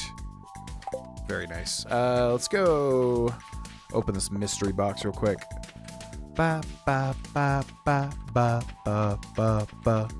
Sir Jorah. Yeah, because he doesn't have so much as a British accent. He has like a weird kind of unique accent. So I feel like he'd be better to do. But yeah, he's an interesting character. I mean, everybody in Game of Thrones is interesting as hell. Ian Glenn. Yeah, that guy who's in Silo. Who plays kind of the same guy. Not really. That's not fair, I guess. But he has similar cadences, I guess. Which obviously makes sense. What is that? Deluxe Speed Grow. Ooh. Oh, King Robert. Oh, yeah. King Robert would actually be like... King Robert would actually be fun. Yeah, it's the British accent thing. But outside of that, yeah, you know what? I would love to play King Robert. Yeah, in some sort of more Americanized version or something. Yeah, that's a great answer, honestly. Liam O'Brien. Yes, and I don't know why I always like get his name wrong. But Liam O'Brien, yep. Okay, there's Jas. So we're going to give her a thing for her birthday. Wow, a birthday present. I love it. Excellent. Could see you as Littlefinger? Really? Littlefinger? I do like I have a penchant for chaotic characters for sure. I don't know if I could pull off Littlefinger though. Littlefinger's really like that. I mean, all the acting in Game of Thrones is so phenomenal. But that actor, what's his name? I'll know it as soon as I hear it. Aiden something? Tyrion's accent didn't ruin the show. No, it didn't ruin the show, but it definitely felt off compared to everyone else's accents. I felt like, come in, make yourself at home. Aye, that's good stuff there. The fish go crazy for it. Just make sure to wash your hands good after dipping them in those juices. The aroma has been known to linger for up to 7 weeks, lad. That's disgusting. Ugh. So, you been catching a lot of fish? Yeah, I have, as usual, when I play Stardew. Aha, man after me own heart. You can always trust a fisherman. That's what me old pappy used to say, at least. Well, keep it going. If you can catch every fish in these waters, I've got a special prize waiting for you. Epic. Aiden Gillen. Yep, I knew it was something like that. Everything okay? Aye, well, business has been tough lately. It all started about the same time that old community center fell to ruin. Me fish just don't sell like they used to. I've been working double time just to make ends meet. No time for me own projects, but if things picked back up around here, I might have the time to show you something. Yep, she's back there, an old friend that's seen better days. Someday, lad, you'll see what I mean. Yeah, so that's the Ginger Island little hint, which I don't think I ever realized was new. But yeah, he's talking about the boat back there, apparently, which will take you to Ginger Island, which I have never done. Ever. That'll be completely new. I love New Vegas's voice acting, but I'm surprised the developers didn't ask Liam to change up his voice for some of the characters because he absolutely could do it. He has great range. That's what I felt like too, yeah. Yeah, Bethesda games are a little odd. I feel like they tell and again, obviously Obsidian, I don't know how they did it as opposed to Bethesda, but I feel like with those like classic Bethesda games, they kind of just told people to like do their voice for like everybody. Cause like every voice actor has that exact voice. You know what I mean? Butch from Fallout 3, who voices like all the elves, right? He's always got that same kind of whimsy to his voice. It's like always that, and then that one lady that voices like all the elves as well. It's like their voices are they don't really change them for anything, which is weird. And same thing with New Vegas. I feel like, yeah, Liam always talks like this with every character he voices. So I don't know if that was just the direction, like how they told them, to voice everybody, but it is kind of odd. I agree, but I guess it just makes for a more cohesive world. I don't know. Iridium Raw. Oh, 7,500. I didn't realize it was that much.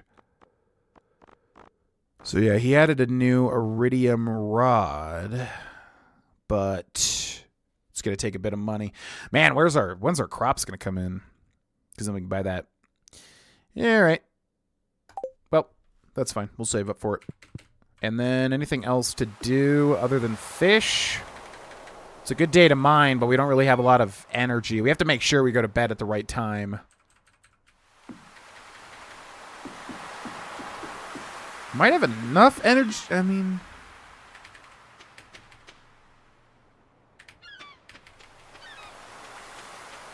can't decide.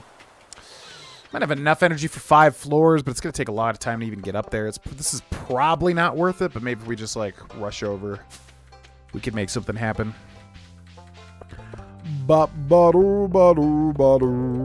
Noodling on my guitar as I watch your stream. Yeah, I mean, there definitely would have been, like, a route where I would have been much more musically inclined. I do love music. There's been many a drunk night where I'm like, I pull up classical music with like strings and keys and I'm just like brought to tears. So, I mean, there definitely was an alternate timeline where I would have been much more heavily music focused. But Just never took guitar classes, took piano classes, never took it seriously. I really wish that I did. Really wish that I did. But what can you do? Ba-ba-dee-ba-da-boo, boo-ba-doo-ba-dee-ba-doo. Okay, do we have like any foodstuffs that can give us energy? Because the energy is going to be a problem here. We got these jellies, but apparently they're used for like cooking somehow. Oh, dandelions. Oh, I forgot dandelions. Yeah, I do want to keep things, but it's fine. I forgot dandelions give you energy. Ba-ba-dee-ba-doo. Ian Glenn is Irish. He's in Downton Abbey. Interesting. Yeah, I don't know much about the guy. He's a very, like, unique... It's either way of talking or accent or whatever. I've never really heard anybody kind of talk like Sir Jorah Mormont. Especially in the show. Like, I don't even know how I would begin to emulate that. Danny, we have to get... Yeah, it's, like, impossible. We have to get over the seas, Danny. We can't be doing that. Absolutely not. We have to get over the... Yeah, it's like, I can't do it. Don't even... My brain doesn't even know, like, where to begin to, like, try to emulate his voice.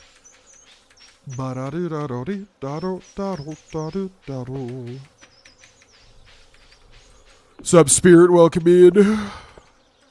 What's up? Filk the Wheel of Time. Hello, hello. Love your playthroughs. Thank you very much for watching. Appreciate it.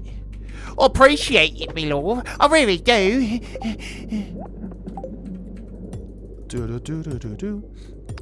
Sir Jorah talks a lot with his lips. Yeah, I can't. It's literally impossible. It's crazy. There's usually like, you know, I can get somewhere trying to emulate a voice, but not Sir Jorah. I don't want it. I don't want it. I also would like to be like Robb Stark. That could be fun. Who's like kind of forgotten about a bit because he obviously was much more heavy in the kind of first half or first third of Game of Thrones. But yeah, Robb Stark, I feel like I could come up with a good voice for him too. Mixed flower seeds. Ooh, that's new. I don't want it. What is that? Oak end table? What? You can get furniture from these things? Ba-ba-dee-ba-da-bee, ba-doo, ba-doo, ba-doo, ba-doo. Ba-doo, ba-dee, ba-dee, ba-da, ba-doo. All right, come on. Give me the ladders. Give me the ladders. Thank you.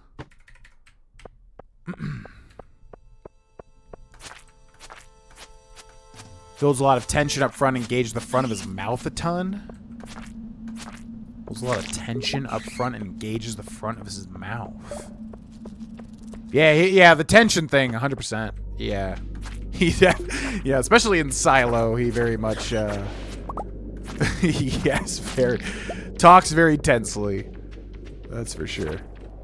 Ba-ba-doo-ba-da-bee, ba-doo, ba-doo, ba-doo. Oh, God. Okay, this can get out of hand very quickly. Whew. That was a little scary, actually. So the thing with the slimes, you want to attack them when they're kind of like bracing to charge you, because then you'll kind of interrupt them. Very nice to do. Ba-ba-dee-ba-da-doo-da-doo-da-doo-da-doo-doo. Come on. Come on. Come on. Come on. Ooh, this is going to be tough to get. We need 2 more floors. Might be able to do it, though. I've never seen the Wheel of Time. I do tend to get a lot of fantasy series confused. The Wheel of Time...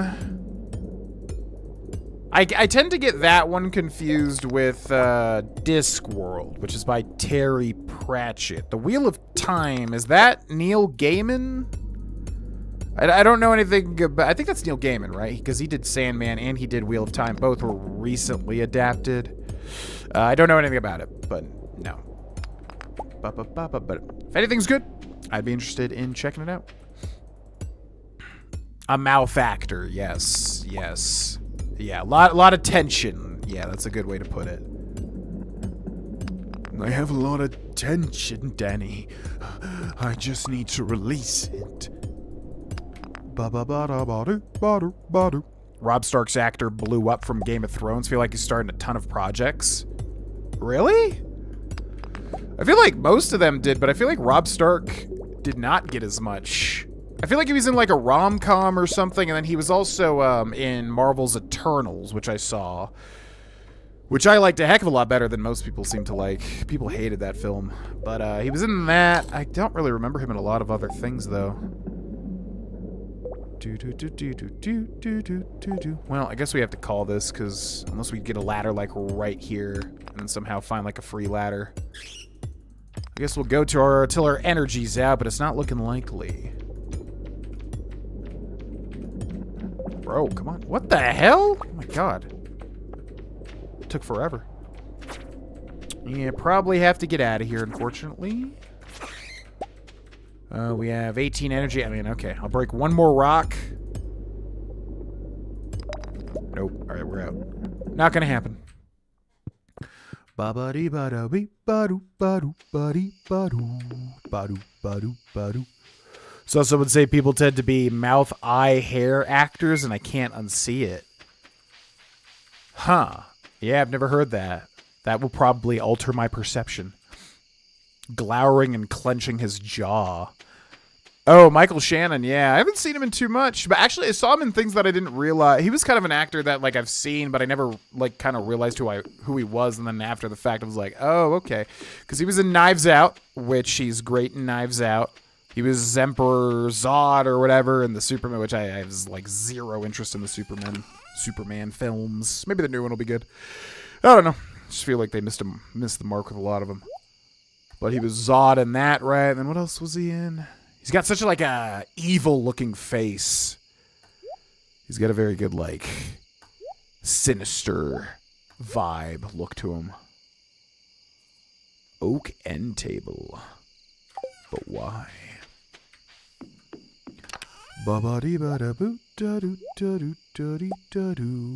Okay, grape goes inside you. Mixed flower seeds. I guess we could plant that, can't we? On the oak table.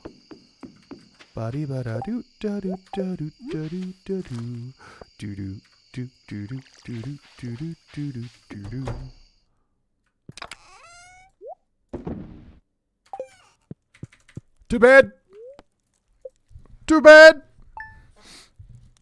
An eyes actor, but could be a mouth. Yeah, his eyes are very, very striking. That's for sure.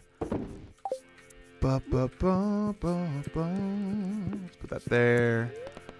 What do we got? It's gonna be clear and sunny all day. Spirits feel neutral today.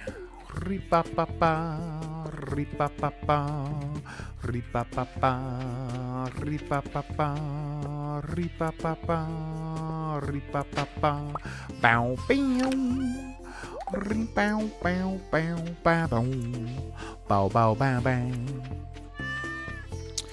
Oh, Robert Jordan. That's right. It's on Amazon Season 1, Season 2 streaming. Season 3 starts March 13th. Now, I think... Yeah, what's the deal? Wait, okay, so Wheel of Time, that's the one where Wheel of Time was made by Robert Jordan, but then Brandon Sanderson finished the books? Is that one? Is it worth watching? I think I heard that one was kind of like, there's really good parts of it, but then also it kind of goes downhill or something. I feel like I heard that about Wheel of Time. But yeah, I don't know anything about it, really. Ba-bee-ba-boo. Sean Bean. What a great actor. What a great actor. What a perfect Ned Stark. Like, literally, the casting in Game of Thrones, man, like, I don't know who was in charge of casting, but they did a one of the best jobs in the history of television, in my opinion. You could not get a better Ned Stark. You really couldn't than Sean Bean, who in the past Oblivion playthrough, I think the first Oblivion playthrough, I called him Sheen Bean because I literally don't think that I knew, and everybody made so many comments about that. Bum bean. Brim bum bum bum. Yukon Bug. Boardwalk Empire. Shannon's in Boardwalk Empire?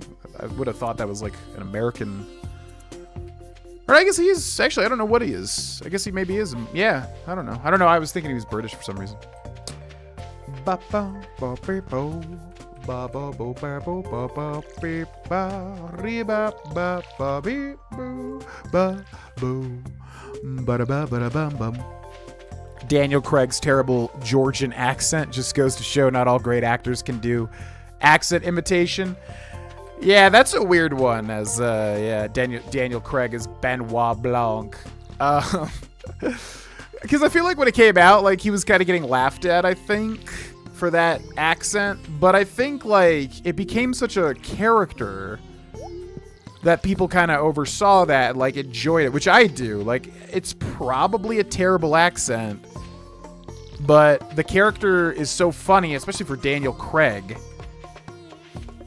And like, what's the word? Like, you know, you end up really liking him. But yeah, it's not really a problem, even though it's probably a horrible Southern accent for a British actor to be portraying.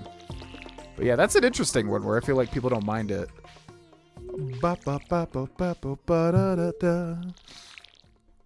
The Bike Riders. You're listing a lot of stuff I have never heard of. Oh, wait, no, The Bike Riders. Yeah, that was that film that came out somewhat recently. I do know what that is, actually. Ba ba ba ba oh ba ba ba ba. Yeah, very foghorn, leghorny. Very, I say a very foghorn, a leghorny. Leghorny. Never thought I'd say that. Ba ba ba ba ba ba ba ba. Top 3 actor. I don't know if I've seen him. I mean, Ned Stark. Yeah, definitely one of my favorite roles ever. I don't know what I've seen. I know he's in like James Bond stuff. I may have seen him. I don't remember. He's in a lot of things that I've never seen. And I know he like the joke was that he always gets killed and everything, right? Ba ba ba ba ba ba. Oh, freaking Boromir. What am I even talking about? Yeah, freaking Boromir. Duh. Amazing job as Boromir. I remember hating him so much as a kid, and then as an adult, like you kind of feel for him in a lot of ways. And you know, the ring's power influences men more so than other races. So he has a bit of an excuse there. Ba ba beep ba boo, ba ba beep ba boo, ba ba beep ba boo, ba ba beep ba doo, ba ba da ba doo, ba ba da ba doo, ba. Our wheat is in. Ba ba beep ba boo, ba ba beep ba boo, ba ba beep ba boo, ba ring ring. So we got 3 Silver Star wheats. We'll sell that. We'll sell that. We'll keep the hay. Yeah. Bum bum bum bee. Bum bum bee. Rum beam. Brum brum bum bum bum bum bum. Bum bum bum bum. Ba bum bum. Bada boom. Boom. Bo boom. You and you. No. You and you. Re-da-do-da-do. I guess we should go look for forageables, because I don't think the spice berries actually come in yet. But we could finish the bundle for that if we find one, which would be nice. Fantasy works are so well cast for the most part. Lord of the Rings, yeah, perfect casting. Literally, oh my god. Like, I don't know how that process goes. Like, I don't know if it was like Peter Jackson's influence or just the casting director doing a bang-up job or whatever, but yeah, Lord of the Rings and Game of Thrones, like 3 rainbow trout. Ooh. Yeah, phenomenal. Harry Potter, yeah, Harry Potter too. Yeah, I think the Harry Potter films have some flaws compared to other things, but the casting, yes. Yeah, casting is honestly perfect as well. You ain't wrong. Ba bee ba boo. Bee re da do da dee do. Ba do da da. Ba da da. Ba da do do do do. Yeah, 3 examples of perfect casting. Which I like, how do you even get it that like perfectly? Ba beep beep ba boo ba beep boo boo boo. Ba da beep ba da beep ba da boo ba boo ba re ba boo ba. Works for Capone Prohibition Office. Oh, he's like a bot prohibition officer. Oh, like prohibition, like alcohol. So yeah, Capone like has him under his thumb or something. Let's see. What do we want to do? Yeah, we don't really have a lot of options. I guess we can go for rainbow trout because farming's taking up so much. I don't even know if rainbow trout even spawn up here currently. Aldo Rain. Oh yeah. No one says boo. Yeah.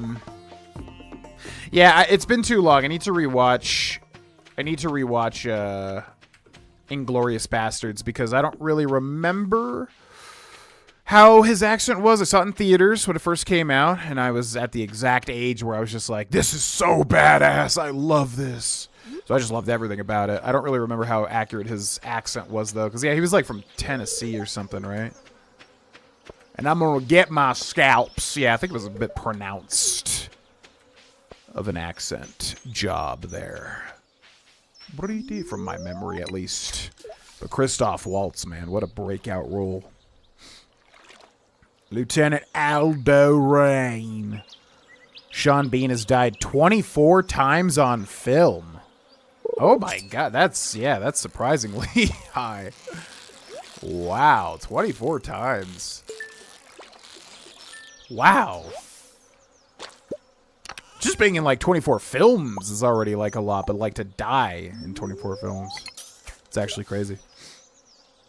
Messiah, yeah. What's up, Double D? He's great in Equilibrium.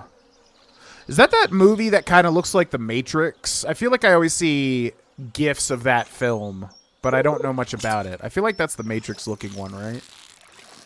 Ba ba ba ba ba ba ba ba ba ba be ba do. Welcome back, Sarah. Ba ba ba dee. Great flick. What up, Alex Quaid? Welcome in. Christoph Waltz is another guy like Kip Thorne, or Rip Thorne. How old was he when Inglourious Bastards came out? In his 40s? I don't know. He seemed older to me, but that was because I was pretty young when Inglourious Bastards came out. Yeah, I'd say late 30s, if not, yeah, into his 40s. But he was, man, what an amazing actor. Was he established at? Oh my God, can you stop? Was he established at all before Inglourious Bastards? Maybe, what is he, German or something? Maybe, I think he's not German, but I'm thinking he's German because he plays a Nazi in Inglourious Bastards. But I wonder if he was established in, like, his country of origin. Ooh, a sturgeon. Nice.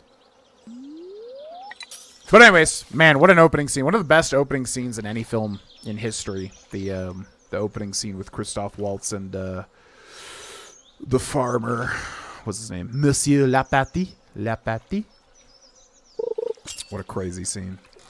Ba ba ba ba boo. Ba do ba do. Ba do do. Ba da boo boo ba do. Well, guess that's it. Don't really have any energy. High entertainment value. I don't know much about Equilibrium. I think I am aware of the movie, though. Oh, yeah, we never... What did you just say? Did you just say it happened before? That was, like, strangely foreboding. What the hell? Ba-da-boom. Boom, buddy.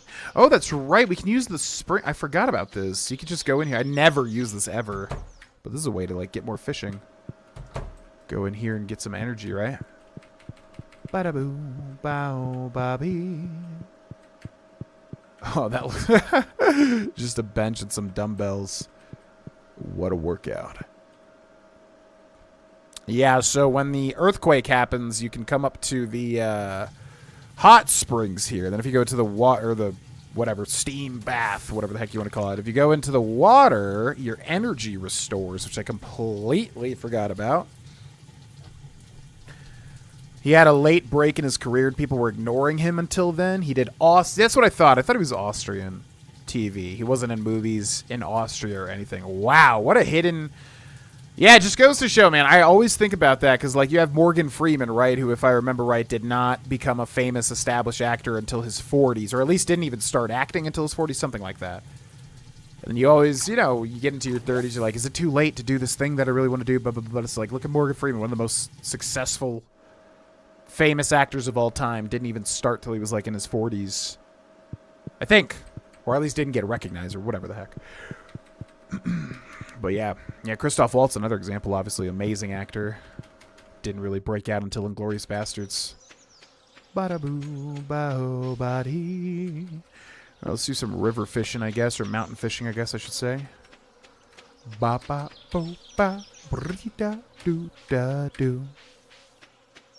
I love the trope of villains drinking milk like in the Inglourious Bastards. So eerie. Yeah, there's a couple of dairy elements with, what was his name? Oh, it's like vaguely there. I don't remember his character's name in Inglourious Bastards. But yeah, there's a couple of dairy scenes with him. You got the milk at the beginning, and then you also got the what's he eating? What's he eating? He's in a French restaurant. That was not Kate Ferguson, was it? Oh my god, wait a second. I just had a revelation. I don't think it was, though. But she looks like her. No, there's no way. There's no way. Because I've been watching her a lot in Silo, and she's also in Dune as Jessica.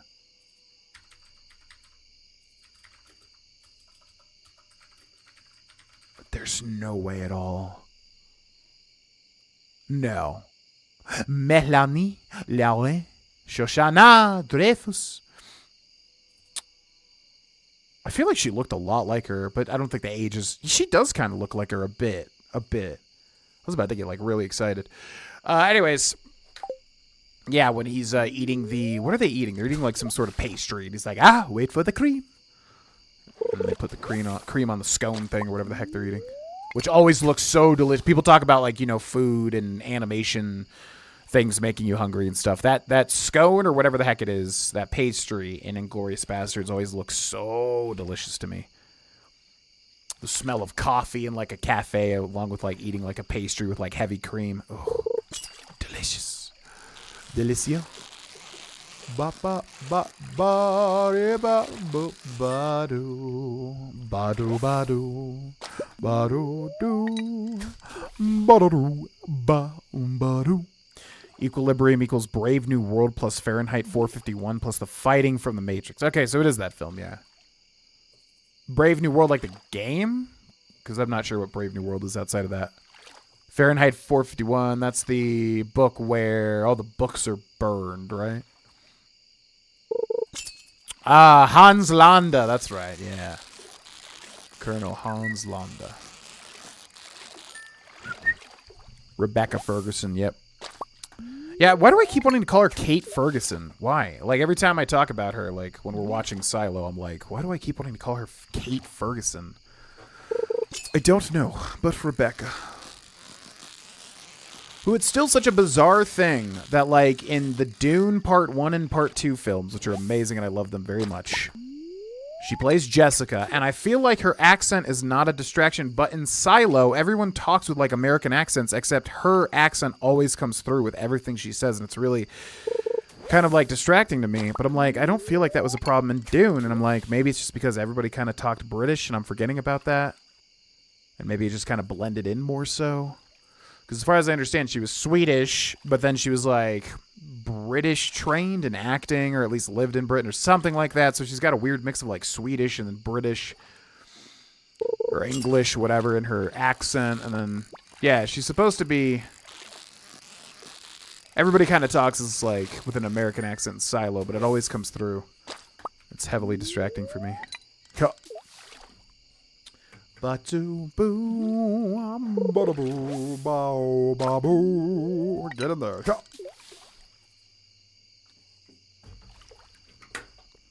Kate Mara, a bit, yeah. A bit like her. Ba-da-doo, ba-a-doo-doo. Be-doo, doo-doo-doo-doo-doo. Ba-da-doo-doo, ba-be-ba-doo. Beep-boo, ba-be-ba-ba-boo. Ooh, I wonder if any of these fish are community centerable. We should go check. Ba ba ba ba ri da da da do. Da do da do. Da do be. Get on my rod, you see. Bum bum bum bum. Okay, we should go back. Any of these fish donable? No, I was gonna say, don't make me give the sturgeon up. That's our most prized fish. How dare you? How absolute dare you? You deign to take my prized fish. I'll have you know. You'll rue the day that you've taken my sturgeon from me. Boom, boom, ba-da-ba-doo. So this would be a mountain fish. I'm assuming is what the bundle is called. River Master? No. Crab pot, ocean fish, lake fish, night fish? Yeah, it's weird because I thought the mountain region is kind of considered its own thing, but it's also like a lake. No. The mountain is the lake, but there's also river fish, right? Yes, okay, that's what it is. Let me just get a dress spinner, which is definitely not worth, because we already have one of those. We can't even use it, but I'll take it. I'll take it. It's all good. Boom, boom, ba-da-da-do. Ba-da-da-do. Ba-da-da-do. Ba-da-do. Boom, ba-do. Let's check this, too. So nothing until the 8th, which is Gus's birthday. We got a whole lot of blue. Oh, yeah, we cannot. Man, I keep forgetting we cannot spend this much time out because then we don't have enough energy for the day after. Keep forgetting that. Okay, chub, carp, bullhead. Dress spinner will keep largemouth bass. Store the jade here. Which jades are actually really important if I remember correctly. Go in here. Store the grapes. Okay, go to bed. And unfortunately that means we're going to have less energy for the next day. Although I think we just unlocked an achievement.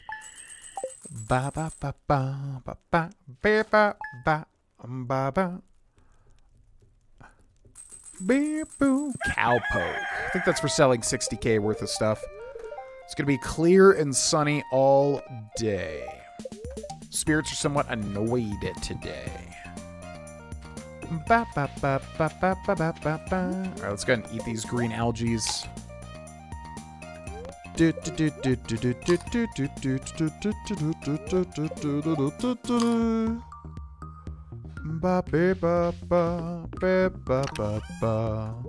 Okay, store you, take you, sort you. Boom, boom, boom, boom, boom, boom.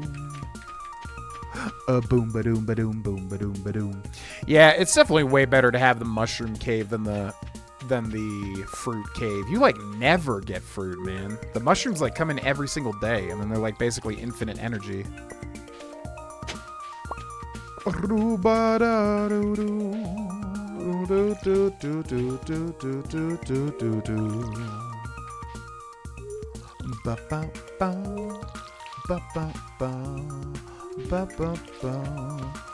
And we got some red hot chili peppers coming in, which I get. Oh, that's the one where you get extra ones. I feel like I looked at all the descriptions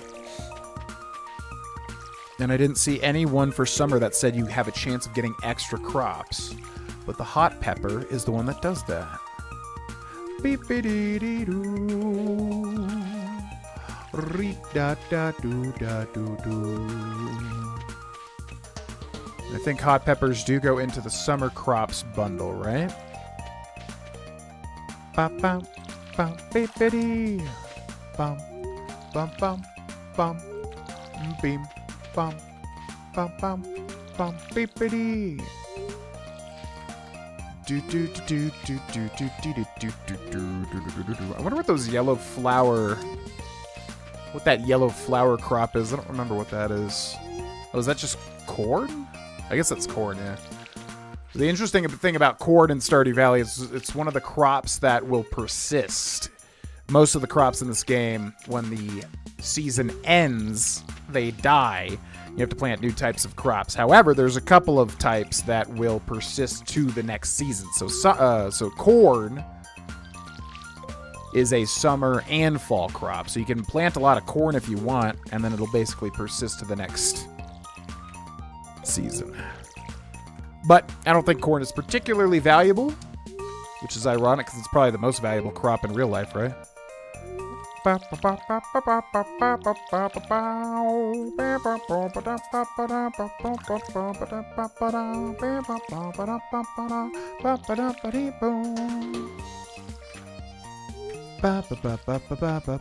this is calling it close. We need to wait till it rains, and we got to get our watering can upgraded because, yeah, I don't really want to do sprinklers. I just don't really like sprinklers until you get the best quality.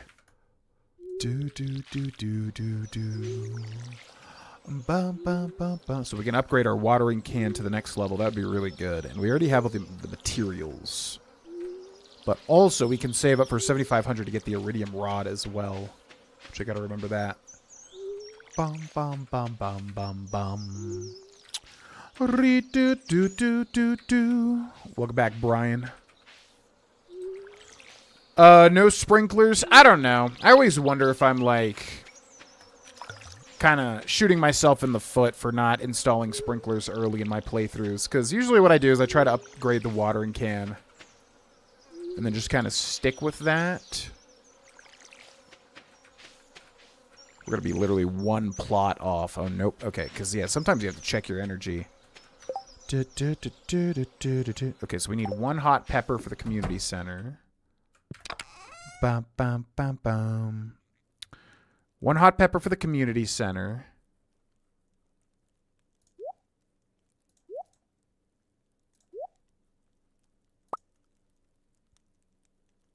Yeah, and then sell the other ones. Oh boy, I need some river jelly, a rare jelly found in fresh water, rare jelly found in the ocean. 88 energy, 39 health, 75 energy, 33 health. Energy plus 30 max energy. We could just go to the hot springs, right? Because it's super early. We just, yeah, that's the best thing to do, honestly. Bum, bum, bum, bum. Oh, and that's near the mines, too. Yeah, that's good. Okay, so drop the clay off, drop that off, take the bone, take the pickaxe, keep one pepper. Remember to keep one pepper. Sell that, sell that. I'm going to keep the watering can, too, to remind myself to come back and water that one little plot, which I'm definitely going to forget, but I'm going to have to put a thing to remember it. Ba, ba, beep, ba, ba. Okay. Yeah, I don't know why I never used the hot springs as much. Anyways, yeah, I don't know if I'm shooting myself in the foot or not, because I always try to basically get through the early game without making sprinklers, but I feel like that's just like a hard stuck play style that isn't really conducive to anything.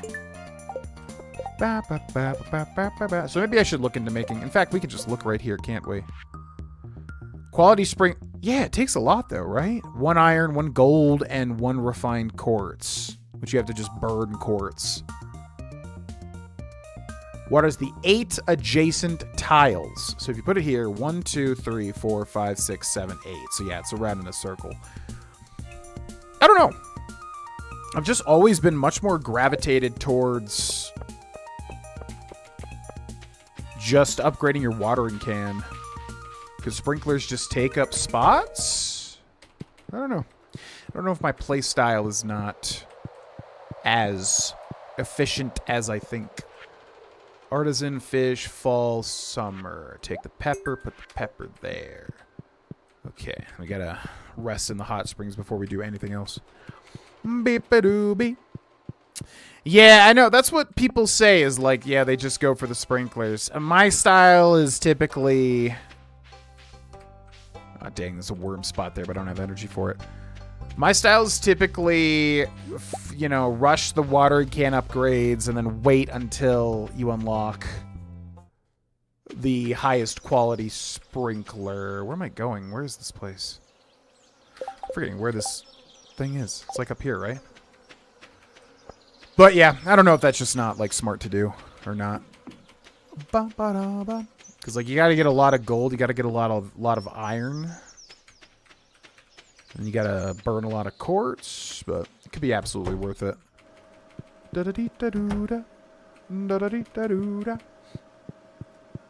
Sprinklers help me spend more time in the mines. Yeah.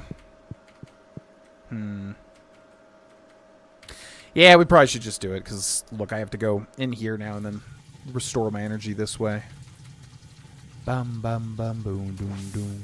But it is probably better to wait until the quality sprinkler and not build the normal sprinklers, because they only do, like, what, 4 tiles above, you know, north, south, east, and west.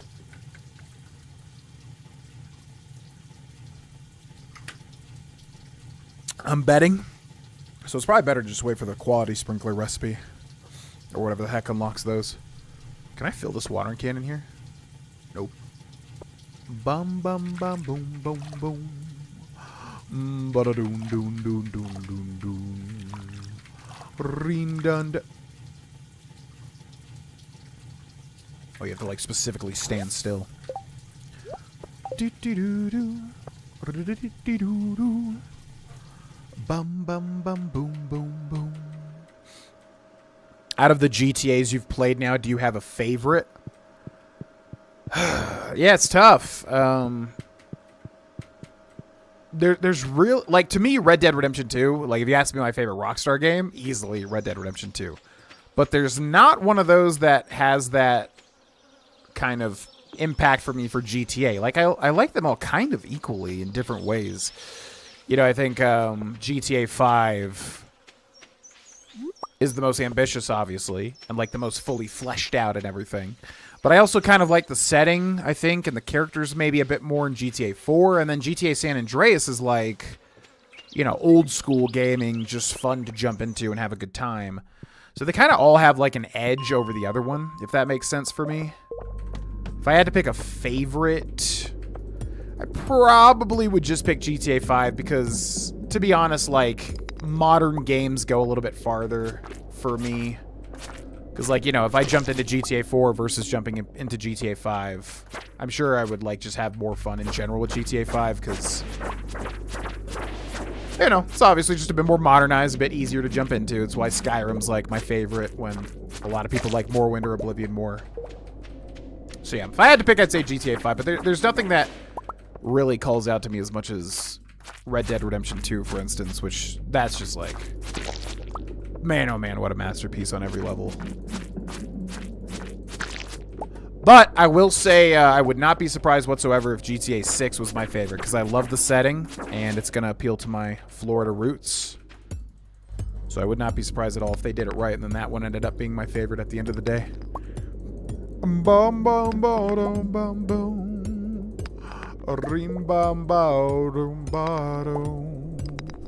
Boom ba ba dum ba dum. Okay.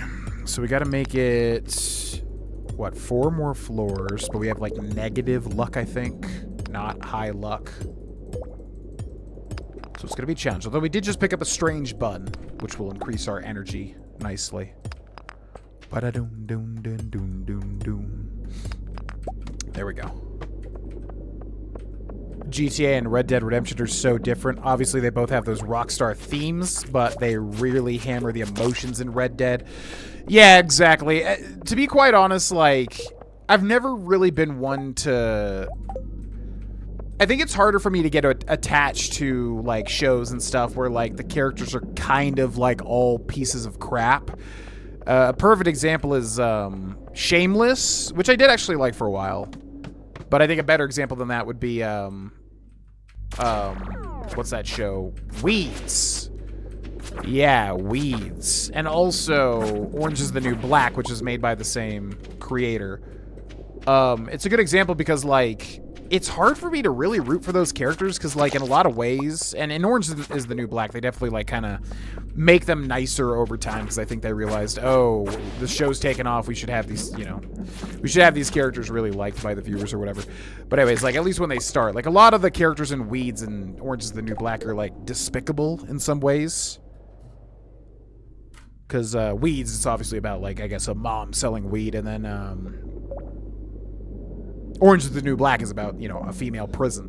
So obviously that would make sense. But it's just hard for me to, like, I don't know, get invested in those characters because they're all, like, pieces of crap. So same thing with GTA. You know, it's harder for me to, like, really resonate with a lot of the characters because obviously, you know, they're criminals a lot of the time. The point I'm trying to make, which also, you know, Red Dead Redemption is, they're also criminals, of course. But the point I'm trying to make is, like, in Red Dead Redemption 2, you know, they really do a great job of kind of, especially Arthur Morgan. Like, he's really, if you play him right, you know, he's really, like, a good guy at his heart, right? A good guy doing his best, you know? People love him because at the end of the day, he's just trying to make his way out in the world the best way that he can, given a hard kind of situation that he's in or whatever. So GTA kind of lacks that for me, I guess is what I'm trying to ultimately say here. Which is nothing against the game, it's just a different focus, but yeah, that's why Red Dead means a little bit more to me, personally. Even though I'm not like a huge Western fan, but yeah. Boom, boom, boom, do, do, do. Do, do, do, do, do, do. Did you ever get to GTA Online? I feel like that's one of the only online games I'm good at that's mainstream. No. The only Rockstar game I ever played online was Red Dead Redemption 1. I actually did play a little bit of online. I think I ranked up in the ranking up system or whatever the heck. And I did really enjoy it. I never got into Red Dead 2 online or GTA Online at all. I'm sure I would have. It sounds really, really fun. And I know, like, GTA 5 Online is, like, insane. And then you add the role-play server on top of that. But nope. Never got into it.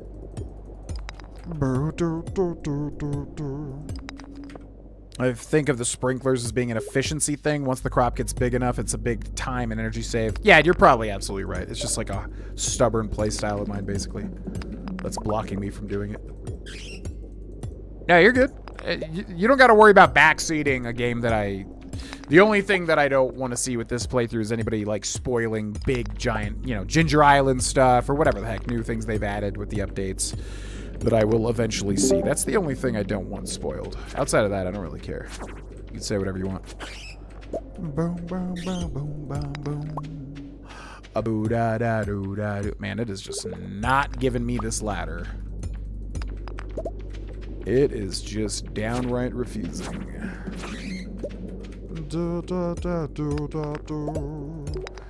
Oh, there it is. Okay, so if we get a free ladder here, or one, like, very quickly. Oh, there's a free ladder. Hell yeah. Okay, so we just need to get out and survive. Get the hell away from me. Okay, that was lucky. That was very, very lucky. Let's get the hell out of here because I gotta get back before midnight for sure. What's up, Serious Outlaw? Welcome in. Digging the new Stardew series. I'm curious, would you consider Minecraft and Terraria in the same category as Stardew? Not really. They're similar. You know, a lot of item management vibes, of course. They're similar. But I honestly, you know, I think of Stardew as like a more Animal Crossing kind of life sim, farmer sim, very close to Harvest Moon. Terraria is kind of its own thing. Terraria is insane. Like, man, that game's just downright insane with all the things that you could do. And then Minecraft, yeah, I think they're kind of all three. They're saying they're their own thing. But I would say that, yeah, the games that this is most similar to is Harvest Moon, personally. Arthur's a great guy, except when he murders people who witness his murders. Yeah, it's a tough... It's a tough thing, because it's like... I like how, like, you could just straight up murder people in missions, no negative honor, whatever, it's fine. And then, like, you loot a dead guy that you didn't even kill in a random spot as an outlaw that is specifically trying to, like, rob and get money for his gang, and then that gives you negative honor. Like, how does that even make sense? But yeah, bit of Ludo narrative dissonance there in terms of what you have to do as Arthur, and also certain things that add and take away from your honor. But at the core of it, we'll reach the high honor ending, and you better ready yourself. Oh my god, tell me about it. Tell me about it. Freaking Saint Denis, absolute minefield of just horrors. It's so funny how like Red Dead Redemption 2 is like genuinely a horror game when you're in Saint Denis, because you take a step in the wrong direction, accidentally press some button where you're trying to get on your horse, but nope, you're not close enough to your horse, so you end up like tackling somebody and shooting them in the face. It's like, bro, it's like a... There's got to be something like that where somebody just like goes on a bull in a china shop rampage and they don't mean to do it, but I can't think of anything at the moment. Mildly perturbed. Baked fish! Whenever I make this one at home, my 2 cats go bananas. I need a second chef around just to keep them from hopping on the counter for a bite. Just make sure the fish is fresh, preferably caught with your own rod. Now watch as I place the fish on a bed of spring greens. Gross. Not for me. But you do you.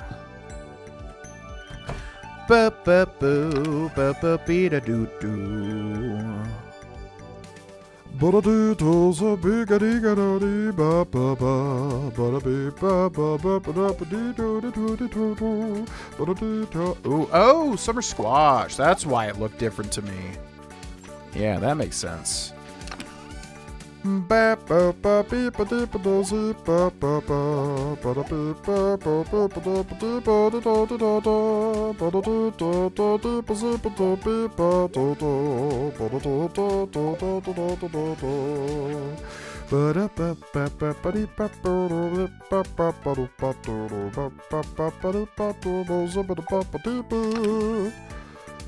Okay. Iron in there.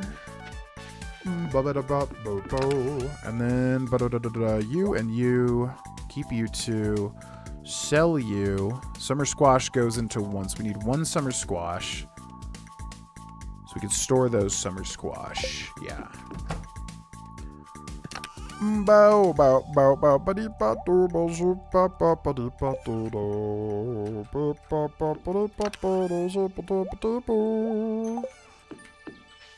Okay, then come back over here. Sell you, keep you. Sell you, drop you off, keep you. Sort. We need a scythe as well.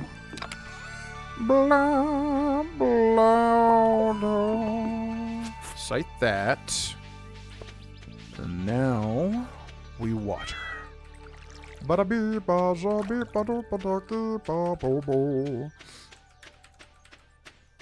Runs down, yeah, Saint Denis.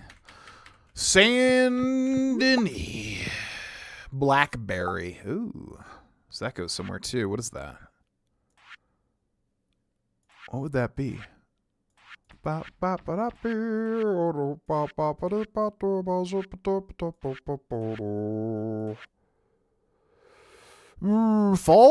Yeah, there it is. Okay.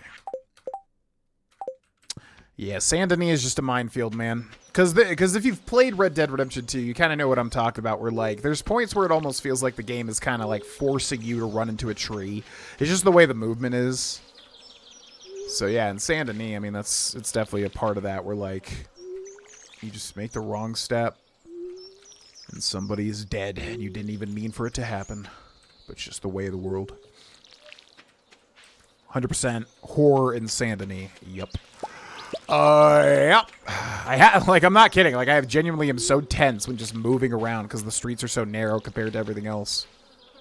I just know if I take one wrong step, my horse is, like, colliding with a dude and then the whole town explodes and I'm wanted for, like, 15 murders. It's like, bro, I'm trying to just get my hair cut. Why are you doing this to me? Why? You don't need to water the sapling, right? You definitely don't. Or maybe you do. I don't know. I don't think there's really, like, a thing telling you that it's watered. Was watching the newest series on the Patreon channel and Hubs was amused with your driving. There didn't seem to be any consequences for running into people. Yeah, they do it a little bit different in that game because, which is funny because that's a weird game because it's like, it's very similar to Red Dead Redemption 2, right? Or GTA. But they do it a little differently where, like, yeah, if you do that, it's kind of like Assassin's Creed where if you do that stuff too much, it does, I think, end your game. But obviously, it's just going to happen randomly because, you know, there's just going to be a time where you don't see somebody on the street or whatever. No one's going to take the time to, like, obey traffic laws in a video game. It's just not going to happen, so. Yeah, we're doomed, is what I'm trying to say. Eventually, there will be doom that happens in that playthrough, 100%. Bada bee ba ba do ba do ba do bee ba ba ba ba da do da do ba ba da ba dee ba da da da da do ba da do da da dee ba dee ba do bee ba ba ba ba da do da do da ba da ba do ba. Objects feel like magnets while riding a horse in red. Yes, exactly that. Yeah. Which I remember being way worse in my first playthrough of it, so maybe I just got used to it. Because I think in the last couple of episodes, which I just uploaded, there were a couple of moments where, like, you'll see if you watch episodes, I think it's 48 and 49, there's moments where, like, Caro, my horse, just, I don't even know what it's doing. It just, like, yeah, magnetizes into trees or, like, slopes or something, and then I don't even know what the hell happens there, but such are the mysteries of Red Dead Redemption 2. What's up, RL Chopper Lewis? Welcome in. I am well. Hope you're well. Oh, I never watered the thing. Dang it. I knew I was going to forget that. Gosh dang it. Yeah, man. I mean, it's a masterpiece. It is a masterpiece. If you enjoy Westerns on any level, which, I mean, you don't even really need to enjoy Westerns, but if you enjoy good stories, you know, and very well-done games, you're not going to go wrong buying Red Dead 2. Or Red Dead 1, for that matter, although it's been far too long. Very, very overdue for a playthrough. The real-life Chopper? Chopper Chop. Isn't that a One Piece character? Chopper Chopper, Mr. Chopper, something like that. Tony Chopper. No, Tony Chopper's from Full Metal Alchemist Brotherhood, right? Something Chopper. But anyways, Chopper Chopper, whatever, from One Piece. You know what I'm talking about. One Piece nerds. Ba-da-ba-ba, which I am definitely going to watch, by the way. Although, yeah, they're remaking it, so I don't know if I should just wait for that. I don't freaking know. Current plan is we finished Silo last night, so I'm going to watch Severance, definitely, then cancel Apple TV. Then, I feel like there's something else I needed to watch. Oh, gotta finish Beast Games. I wonder if that season finale is out. Very excited. Yeah, Beast Games, not my type of show typically, but man, oh man. I will give Mr. Beast the fact that he made a very enrapturing show. I wonder if the finale's out. I'm definitely excited to see that.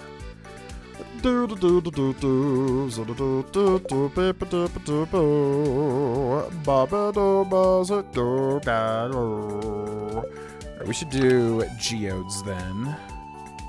See if any of these are donable.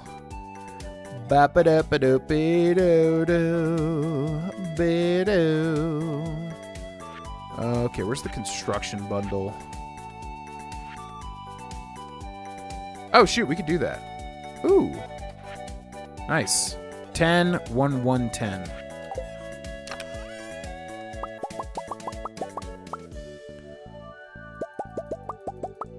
It was like that, 10, 1, and 1, I think. Yeah, I guess we should check. I didn't realize we had so much to turn in.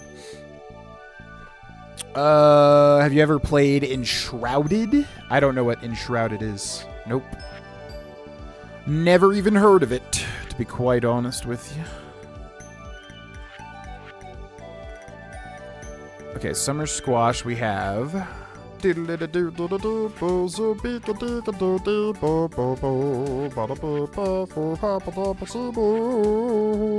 find a spice berry. Okay, 99 wood, 10 hardwood, and then 198 wood. 99 stone, 10 hardwood.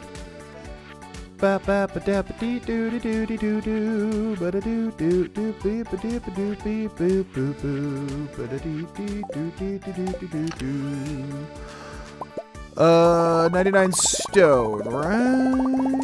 I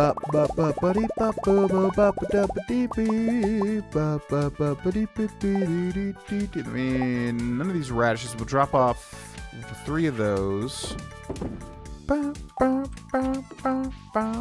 We gotta check geodes too.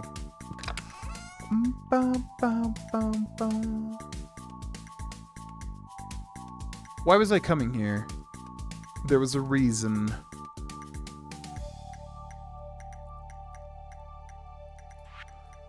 My mind's completely blanking. Fall, artisan, summer, rare. Ba ba boo boo doo doo. Oh, we only need 2 of these? What? Oh, that's so easy. Blah, blah. There's something. Oh, the radishes. That's right. Store those. Okay. Yeah, you only need 2 of those adventure bundles. Wow, so we can store that and that, I guess. And then if we do anything else, we don't have a lot of energy, but we could... I guess we'll just fish. That's fine.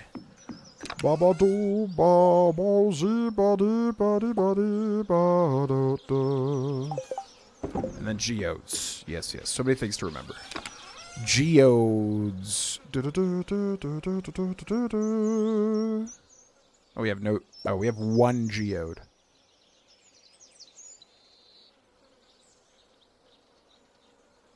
Wow. Okay. And then tomorrow's Gus' birthday. I gotta remember that. Oh, the new episode comes out today. Nice. I'm as hooked on the RDR2 playthrough as I am on Persona 4 Golden. Yeah, Persona 4 Golden just took a big... It feels like they really, like, backloaded all of the story stuff. So for anybody watching the Persona 4 Golden series, yeah, where it's getting heavy into all the stuff now. We're getting into the major plot elements. Okay,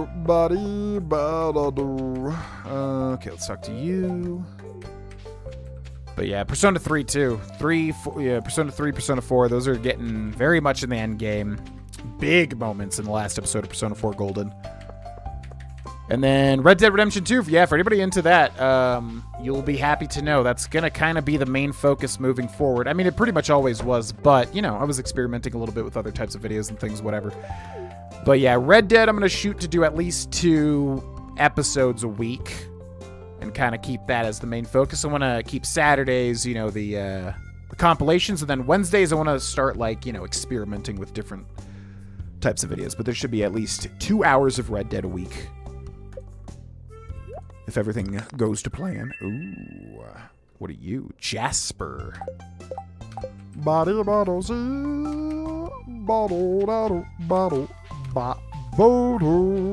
an inappropriate game. Hard wood? Would you prefer soft wood? I don't know what to tell you, Kodami. Buddy. And then which dwarf scroll is this? Dwarf scroll 3. Let's put that there. It's so organized now. Hell yes. All right, and then to the community center. Got that big anime-style cutscene in Persona 4 Golden. I'll be biting my nails until the next episode comes out. Yeah, I kind of want to just, like, do a huge recording session for 3 and 4 if I have some extra time, and, like, really just hammer away at finishing those playthroughs, because we're very close to the end. I don't want to wait, like, you know, each week. I want to, like, see what happens. You know what I mean? So I might do that if I get some extra time, maybe over the weekend or something. Just, like, do a 3-hour episode or something like that. How's that cave experiment coming along? Has it produced anything of value yet? Yes. Ah, that means the conditions must be more suitable than I originally theorized. Bottle, bottle, bottle, bottle, bottle, zabby, gaga, go, bottle, bottle. All right, what do we got? A lot of stuff over here. Was one on the bulletin board? No, one was foraging. Ba-ba-doo, boo-ba-doo.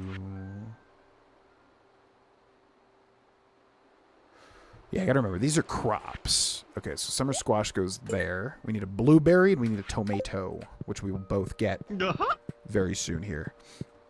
Thank you for the subscription. Welcome to the channel. Then construction bundle, we got 99 stone. And then winter, no, fall, yes. Yes. Okay, then we've got the adventurers bundle, which is in the boiler room, I do believe.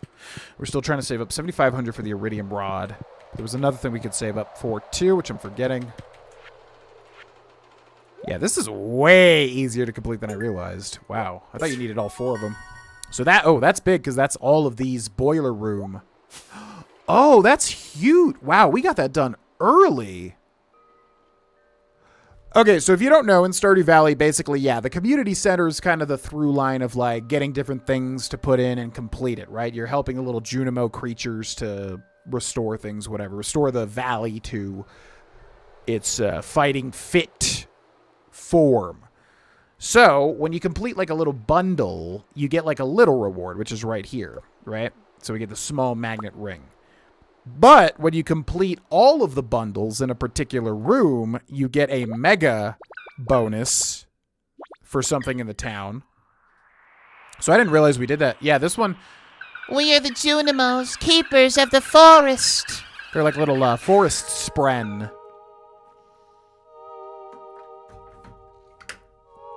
Yeah, so they restore the boiler room, and then now the mine carts are going to be repaired. I did not realize we were that close to doing that. Which is very, very good, because then that means we can use the mine carts at the top of the bus station and also in the mines to quickly come and go, which saves a lot of time. So that is quite nice. We got no energy, but we got some time. We could fish, but it don't really matter. Magnet ring, this is just a small magnet ring, so this one's better. Might stack with the glow ring, perhaps. An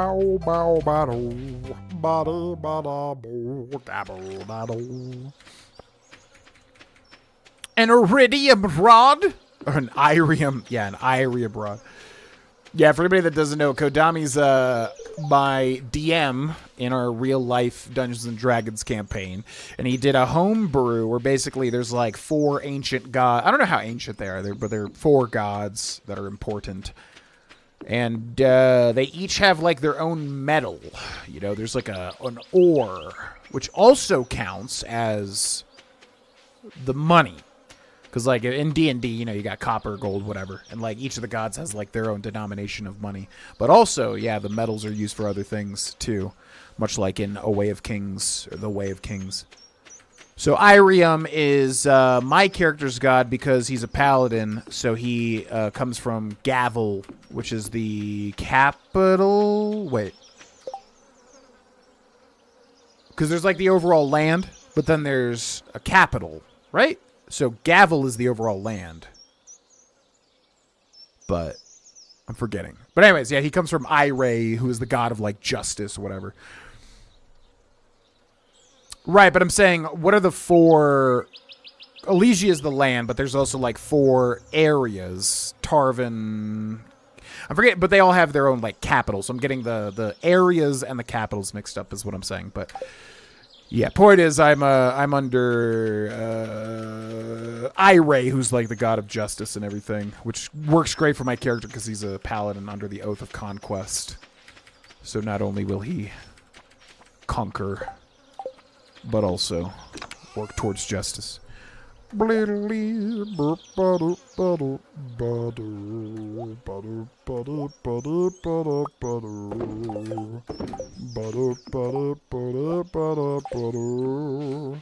got some time. We could chop down a tree. Yeah, that's probably good, because we're going to need wood anyways.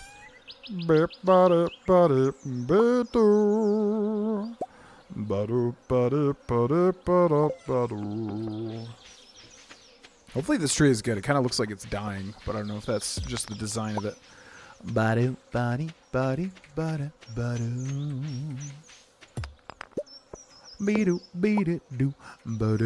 Shoot, why didn't I take the scythe?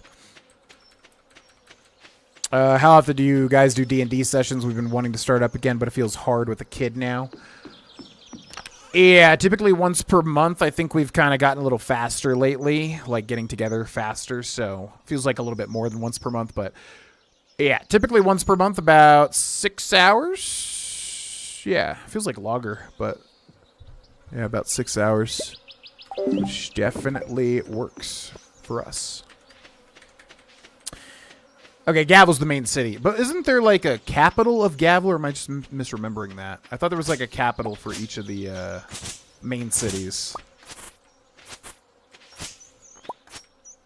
Not as often as I'd like personally, but it's manageable for the dads in the group. Yeah, I mean, I'm definitely... I would be for sure down for more.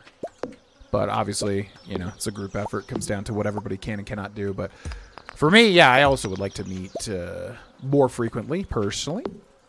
Just to kind of get a better feel for how Dungeons & Dragons works overall.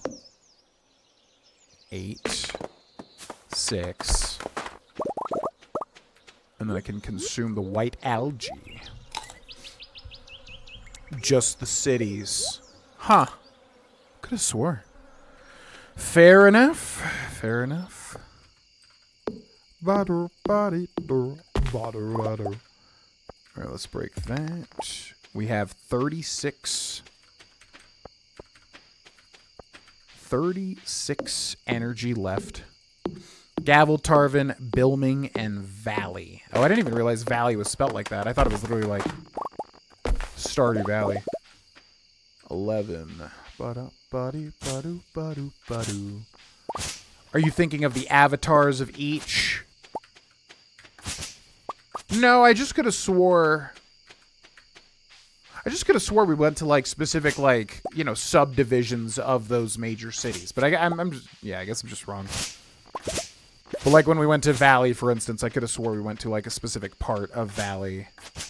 Or especially Gavel. I thought like when we were in Gavel, we went to like a subsection of Gavel. But yeah, no, I'm just misremembering, basically. Okay.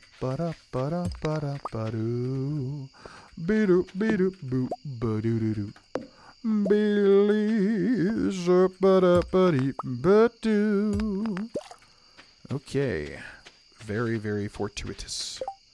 I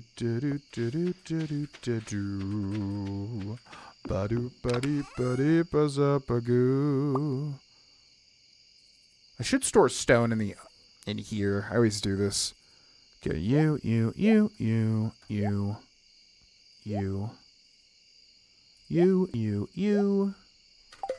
Sort, store the stone, and then we're good.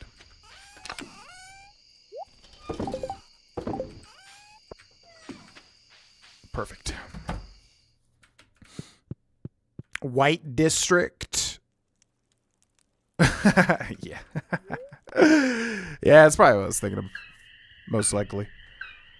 Yeah, look at that. The mines have been repaired. Look at the little Junimos having a time of a time. Yeah, that's really good, man. I really did not realize we got that repaired so early. Because now if you ever need to go to the mines, you can basically go one screen to the right and then up to the bus stop and then just take the mine cart to the mines. Super duper nice. And then you get home faster too. That's super cool. And that's really, usually I get that much later, which like I'm already done with the mines when that happens. So that's actually like, yeah, very, very efficient. Ba-do, ba-do, ba-do, ba-do, ba-do.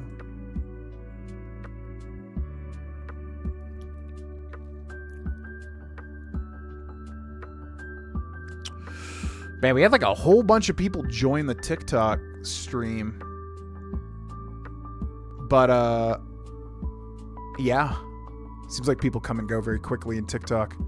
But anyways, what up, TikTok peeps? You ever see this? I don't know. I don't even know where to find like the TikTok live like channel, like where to see my past streams. I don't even know if TikTok like saves those or not. It's all mystery to me. Babo babo dabo do. Boo boo boo boo boo boo boo boo boo. Yeah, I was going to say, I thought it was the red light district because it was definitely a woman of the night or something, which Nava did not realize he could have had sex and I think was trying to just see where things went. Ba-da-ba-ba-boo. All right, ladies and gentlemen, that brings us to the end of the stream for today, February 13th, 2025. We will be back tonight, or about 3 hours for Grand Theft Auto San Andreas, if you would like to see the continuation of that full and blind playthrough. Links are in the chat currently if you'd like to follow the stuff, get in on a bigger level, get more invested into the community. Links are all in the chat. We did just start a new series on Patreon. So if you're interested in watching it and the completed 3 series, as well as the ongoing streamed series, sign up is $1, and you can cancel immediately. Get access to all the stuff. And then in the future, patrons will vote on future content as well as submit future content also. And you can click join under the any YouTube video or stream if you'd like to become a member, and members get the videos as soon as they're uploaded. I would love to integrate that with Patreon, but there's no way. It's out of my hands. If they do somehow do that in the future, I will definitely do that for the patrons, but yeah. Big thanks for the support, and thank you for watching. We will be back here, same time, same place, in 3 hours. For GTA San Andreas. Have a good day, everybody, and I'll see you there. Bye-bye.